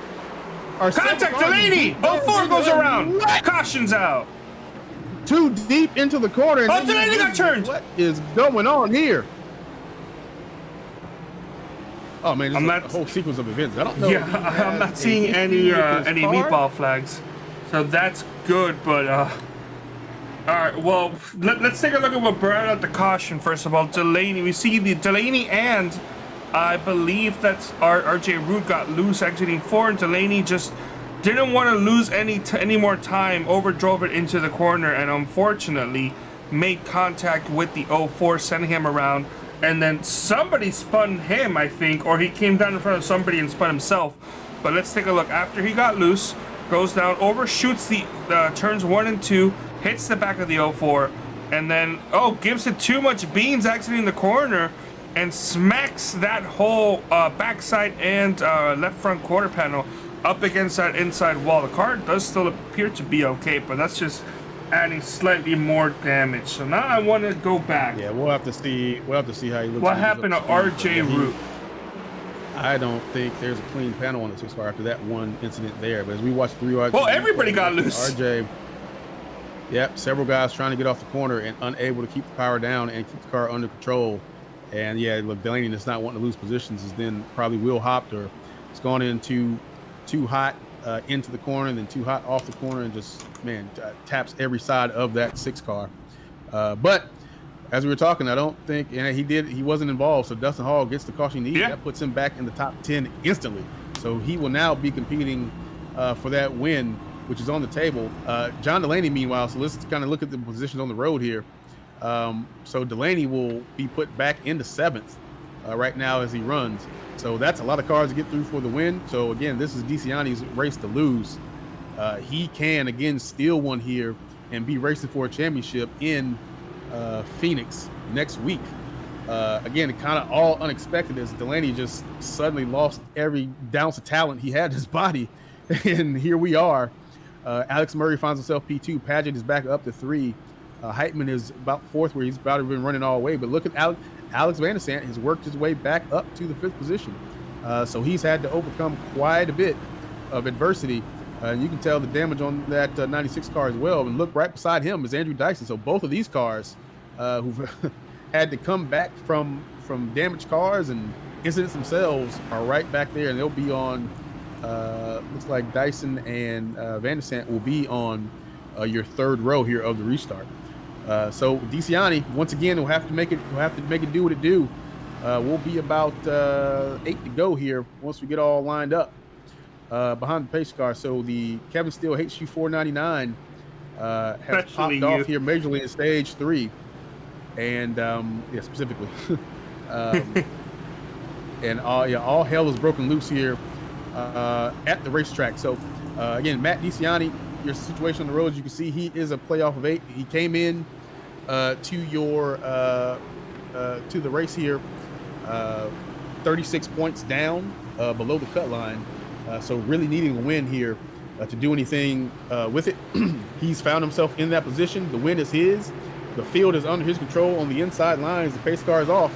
And after the 16th caution, here we go as we go onto the front stretch to see when he goes. Again, restart zones are not used in the series. So once the pace car is off, is at the leader's discretion. And discretion he uses, and off he goes. And look, all the pressure here to Matt DeCiani, who did not sound flustered at all, as you mentioned there, Carlos. Like, he sounds like, hey, I know I've been in this position. I know what to do. I know these guys. So it doesn't seem like he's going to be overdriving these restarts have looked great. So no mistakes from the 4 machine with 7 to go here in the race. As we see that Alex Murray is trying to chase him down. No! Starting the 6th round. Again from Derek Heitman, loose on exit. So more chaos. As I don't think we'll quite have a green-white checker, but we'll only have about 2 to go here when we go back racing. So we'll see if that converts to a green-white checker. So 16 cautions, and I think the last 10 of them have been between the same 5 cars. So not what you want to see as we see the 3-wide TV replay on the screen. And Derek Heitman, maybe a little bit Hero Heitman coming out a little too soon there. Trying to get off the corner and just a little loose off trying to keep it off the car in front. And then once you do that, obviously you lose all your momentum and the cars are coming off the corner and nowhere for them to go. Dyson is collected in that as well. So the 04 machine finds more issues here on track. So not typical quality of racing we experience here in the league, but I guess this is pretty typical for Martinsville. But all that to be said is Matt DeCiani, he's got to be in his car going, what do I have to do again with this? Come on. Right, Jedi Taylor gets his lap back. He was in pit road, so he found himself actually a couple more laps down from where he would have been. But yeah, 4 laps down as he's the first driver 1 lap down. He's the first driver 1 or more laps down. After him is Drumhiller in 12 laps down.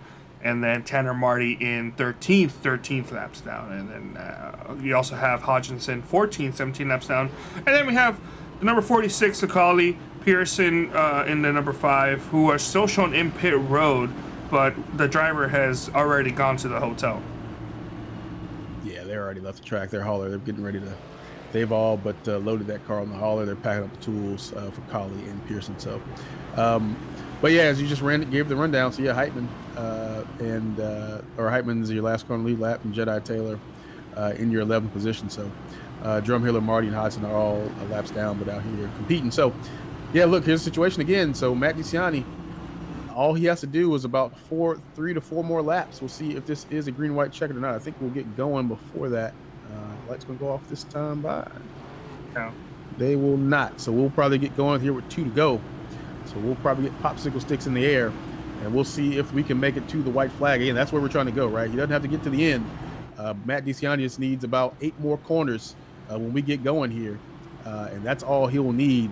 And he will have pulled off the miracle of miracles here, and he will win a race when he needed to. Will clutch up at the perfect time at Martinsville Speedway in the Kevin Steele HU, specifically 499.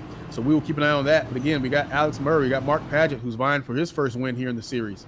So we'll see what he's able to do. He's been able to run just as quick as those guys. Alex Van Sant, who is probably a man on fire after everything he's been through today. Delaney is back up to 5th, so he will be on that 3rd row and on the inside line. So that is something that DeCiani will be hoping that maybe he gets held up by Mark Padgett. He can't get up to him because we know, we will convert to a green-white checkered. So we will have a 2-lap shootout here. First attempt. Martinsville Speedway. Yep. So attempt number 1, 3 if we should need them. The pace car ducks on off. We are under the control of Matt DeCiani on the low line. He will go from that bottom row. On the outside is Alex Murray in the 22 machine. And again, you got to watch for Delaney. He's in that 3rd row as we're back underway from Matt DeCiani. The 4-car go. Does he get turn 1 without issue? He does. Tight racing right behind him, though, as those cars are door by door. They're leaning on each other. The 02 and the 22. The 02 trying to get the best finish that he can, or he has in the series. So a P2 would be phenomenal for the 02 cars. He's a little white loose, flag, and looks like he will get. Yep, we've hit the white flag. Matt DeCiani is out front doing everything he needs to do, as we're still 2 by 2 here in the back. So they're racing him as we duck down into 3 and 4 for one more time, as he has done the impossible. EPI, Matt DeCiani is your winner here at Martinsville, and he will race for a championship at Phoenix Raceway. And congratulations, Rain on the radio, well respected here in the league. Can't believe he's got to be beside himself right now. Again, I know he's keeping it cool here, Carlos, but I think we're gonna have a different interview from the one he had a little bit earlier. Now I know we don't normally do this, but I want to see if we can quickly bring up 4th place finisher Jonathan Delaney, just so we can get like a quick, brief explanation as to kind of what happened there in that essential collapse.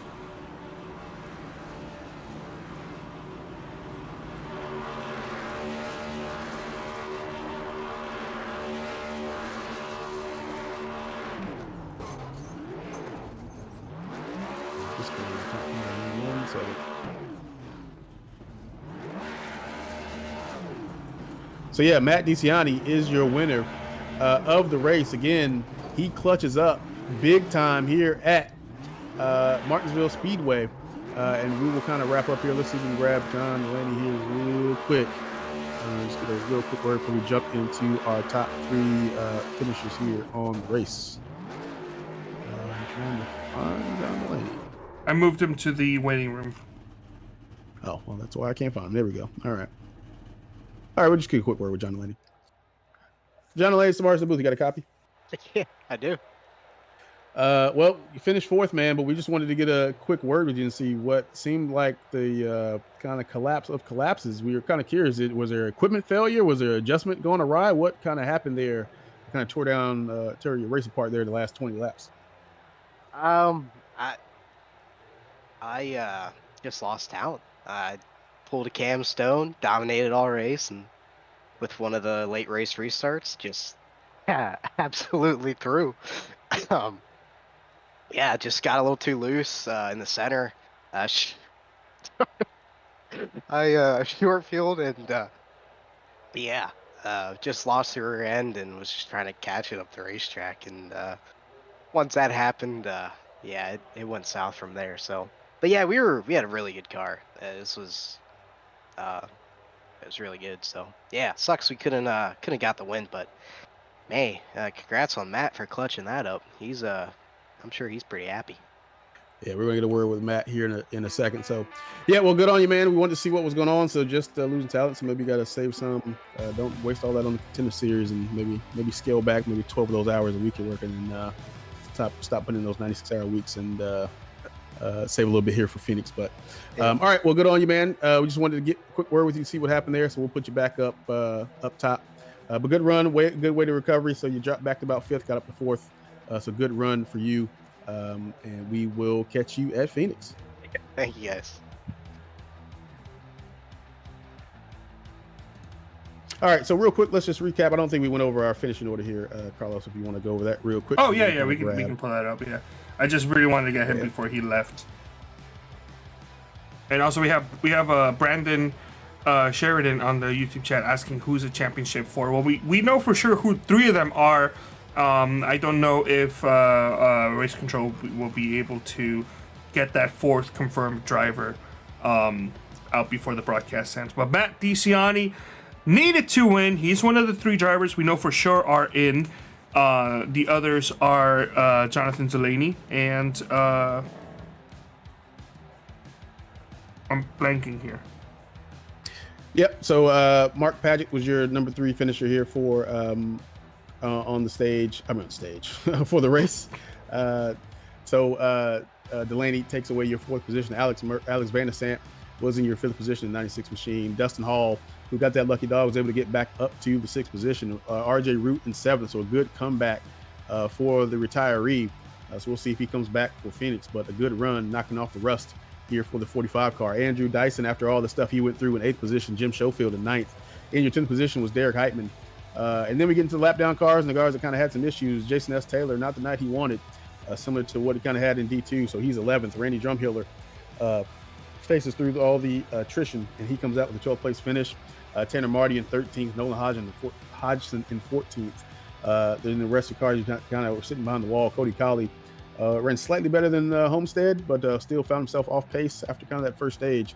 In 15th, Neil Pearson subbing in the 5 car in 16th, and SOBJ, who took his car behind the wall, and he's kind of trying to tabulate the live points there in the YouTube chat. So he might be the man you want to ask. Again, unofficial results. We'll get the official stuff tabulated sometime tomorrow. But Kevin Zosiak in his first start here in the big series, so working his way from D2 in 18th.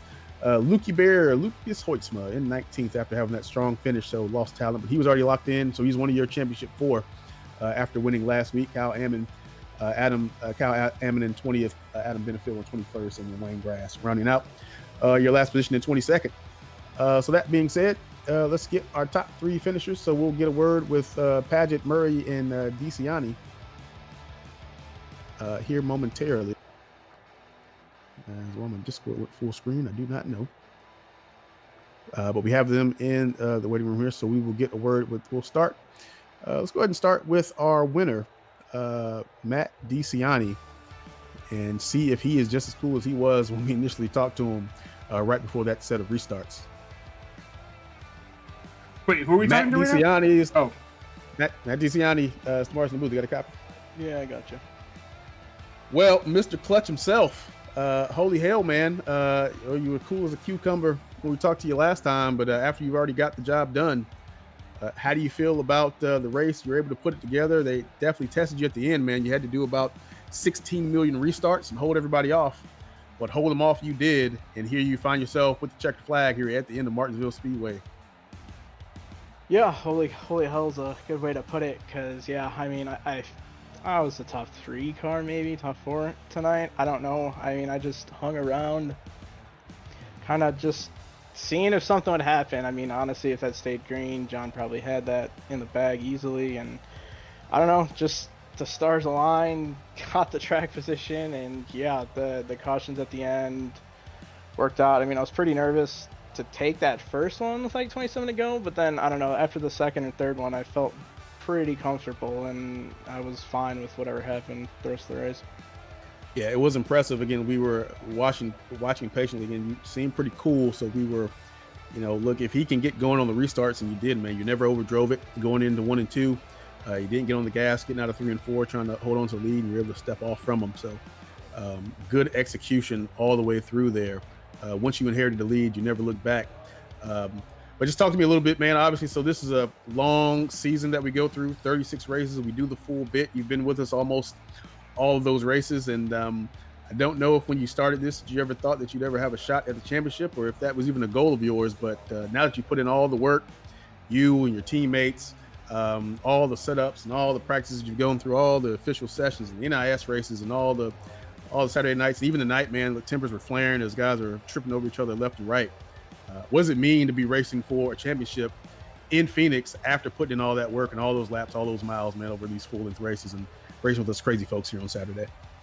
Yeah, I mean, that's why we put the work in. I mean, that should be the ultimate goal for everyone racing in this league, is to get into this championship race. So, honestly, I didn't think I had a shot coming in tonight to potentially win this race. I mean, I thought I'd be decent. I didn't think I'd end up here, but, I mean, I thought I'd get into the playoffs at the start of the season, but yeah, I don't think I ever expected to get into the championship race. Well, in the championship race you are, so a big task for the EPI boys. I mean, you guys always show up with a piece usually for the race, but I guess the preparations will start immediately for Phoenix. And I mean, what do you think you'll be able to put together for that race? And I guess we'll get the unofficial results or the official results sometime tomorrow about who that 4 will be. But we know Delaney's going to be one. We know Lucas Hoytman's going to be one. So what are we looking towards at Phoenix? And, well, I guess it's all new, but what's the expectation there, man? Do you think you can pull another rabbit out the hat and clutch up and maybe walk out of here with a championship? I mean, Lucas, John, and whoever the 4th is, I think it's probably going to be Alex. I mean, they're all fantastic. They're hard to beat. Kind of just do what I've done all year. Just keep the car clean. Just try to get to the end of the race and be in position. And, maybe crazy things happen like they happened tonight. Yep, 10 for that. Well, good. Congratulations on the win, man. Again, Mr. Clutch pulled the rabbit out of the hat, got the job done when you needed to. Any shots you want to give for the guys that help you get it done here in the 100% Cup Series? Yeah, thanks to you guys for calling the race.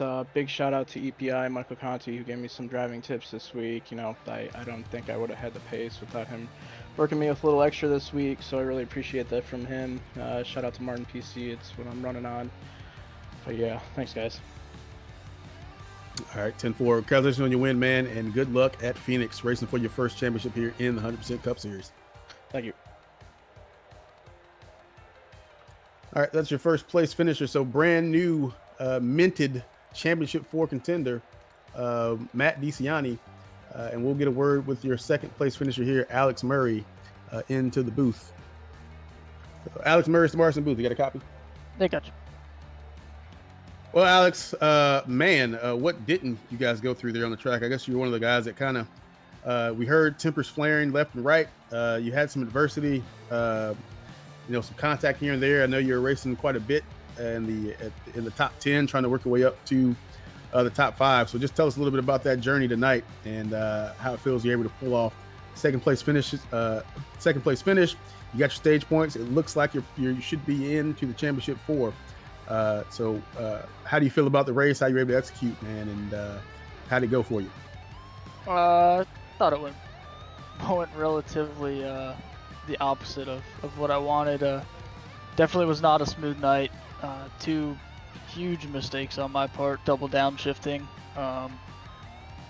Definitely ruined my track position strategy, and I had to work from there, and then trying to come back up to the field, going a lap down, and just making some bad moves on my part. Shouldn't have been back there, but you know, when you get put back there, you make some dumb decisions sometimes, and tonight was one of those nights where I overstepped the boundary of smart decisions and made them dumb. So I apologize to anybody I upset or anything like that, but other than that, yeah, on to Phoenix and gonna try to get it done. It's gonna be a tough one. No, obviously Champ 4, it's the 4 best guys, most consistent all year, so we're gonna give it our best shot and see where we end up. Yeah, so speaking of that championship 4, so it looks like an unofficial right now, but it looks like it'll be Delaney, the clutch man himself, DeCiani, Hoytsma, and then Murray, so yourself. So that looks like who you'll probably be racing for the championship. I believe this is your were you in the championship 4 last year? I can't remember if you were competing for the no, I was not. I made the round of 12 and then dropped out. Gotcha, 10-4. So you racing for you. So a lot of first timers here racing for their championship. Hoytsma and Delaney are returning for their third try for Delaney, second try for Hoytsma. So you and DeCiani are new to the show. So what do you think about that field and the guys you have to race? Looks like we got all the different setup shops and eSports teams kind of represented in that little bunch. So what are you looking to do? Obviously, you're going for the championship, but anybody that you're worried about or who you're keeping an eye on during the week as you go into Phoenix? Everybody. I mean, even the guys that aren't in the championship 4. It doesn't matter if you're in the championship 4 or not. You still want to go out there and win it. So everyone's going to put their best foot forward, and we'll see what happens. But I think, John's going to be really good. Lucas will be really good. Matt will be really good. Just like I said, everybody's going to be really good. Everyone's going to bring their best for the last race of the year. So everyone's just going to have to step their game up a little bit and try to outdo everyone else. It's definitely going to be a tough one, but it'll be a good one to watch for sure. Yeah, absolutely. We'll definitely be there to call it. So good run on you tonight here, Alex. So you're able to pull out the P2 again, even after all the incidents you ran into, and again the downshifting and the spins you had early on. But you walk out of here with the P2 and fighting for your first championship here in the 100% Cup Series. So you want to give a shout out to who helped you get it done here in the series? Yeah, Lymphatic Education and Research Network, the Centers of Excellence, NAMI and No Kid Hungry, Ryko's Performance, and everybody at Prodigy eSports. Obviously, this league is some of the best drivers, and just got to thank everybody in the league for racing somewhat clean when stuff gets hectic, and see what we can do in Phoenix. All right, 10-4. Well, good luck to you, sir, on your first championship fight. So Alex Murray, your second place finisher on the night here at Martinsville.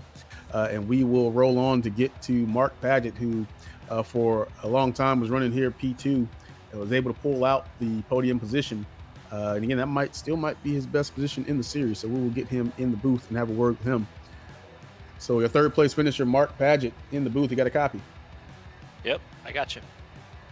Mark, I think, correct me if I'm wrong, this might be your highest finish in the series. Am I getting that wrong, or is P3 the best we've done here? That is. I think fourth was my previous best, so it's my first interview. Hey. All right. Well, look at you, man. Obviously, we're fighting for P2.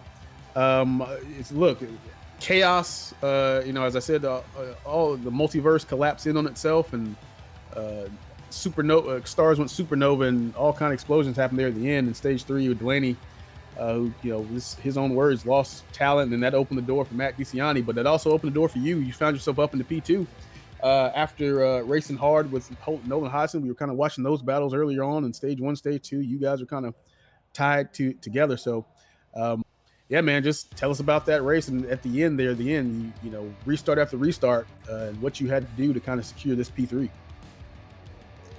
Yeah, I mean, it was a good night. Early, I was just following Nolan. I think I was faster than him, but, we were running 5th, 6th, 7th, somewhere in there. So I had no reason to push the issue, just logging laps. And really until the third stage, that's all I was doing. If someone messed up, I'd pass them, but if not, I'd just follow them. So I had a good car. There at the end, it got loose. First time I talked to you when I was running second and spun, but the track cooled down a lot. It got a lot looser. First time it surprised me. Second time it really did. So I actually pitted and put 2 rounds of wedge in the car. So that made it a lot better. But yeah, good recovery to get back to third. I didn't think I was going to. I thought I might finish 4th or 5th, but yeah, super solid night for our team. Yeah, absolutely. So let's analyze the boys coming out with a pretty good finish there. Is Martinsville a track you look forward to? Is it a track that you're strong at, or what did you expect coming into this place? It is. This is. I tell people on the team, I love this track. I just don't like racing with other people on it. It usually turns bad. But no, I mean, my background is short track racing. I actually helped with the late model team in high school, and shout out to Hickory Motor Speedway in Tri-County. That's where we raced DHR. But yeah, I just love short tracks, and Martinsville's right in my wheelhouse because of it. Absolutely. Well, it definitely showed, man. So again, you able to put stuff together. I mean, not quite didn't come out on top like DeCiani. I mean, that just kind of fell in his lap, but he did what he needed to do to hold on to it. But you in your own right, man. Again, that top 5 here, strong finish for you. Again, you were strong all night. Showed patience and getting through the midfield and put yourself in position to pull out the P3. So congratulations to you on your best finish here that you've had. You want to give any shout outs to who helps you get it done here in the 100% Cup Series? Yeah, I mean, I'm super happy for Matt. You probably heard this in his interview, and from I think probably a lot of people in the league. Super nice guy, super happy he won the race tonight. Really a Cinderella story for our playoffs, him winning and getting in. So yeah, that was awesome. I was in Discord with him following that all night. So super happy, and shout out to him. Absolutely. Well, congratulations to you, man, on your 3rd place finish. Heck of a run, man, on your best series finish so far, and maybe you can improve on that when we get to Phoenix. Absolutely. Another good track. I love Phoenix. So see you there next week. Yes, sir. All right, Mark Paget out of the booth. So that will wrap up our call here from Martinsville tonight. So wasn't a whole lot of excitement there at the end there, Carlos, but man, did the business pick up with about 25 to go, as everything that could have happened did happen, and a surprise winner just like at Homestead. So that's 2 for 2, as we have Matt DeCiani in the 4 machine race EPI Chevrolet clutch up and race his way into the championship 4. So we believe it'll be he, Murray, Delaney, and Hoytsma racing for your championship next week at Phoenix. And we will see you there for the Coben Johnson Championship race there on Championship Saturday. So we hope you all attend, because we will be in the house bringing you all the pictures and finding out who can put their hands around the cup and take away the championship. So from Martinsville Speedway, we sign off from the Kevin Steele Hates You Specifically 499. I'm DeMar Singlebaum in the booth, Carlos Acosta pushing the buttons. We will catch you all in Phoenix next week. Good night.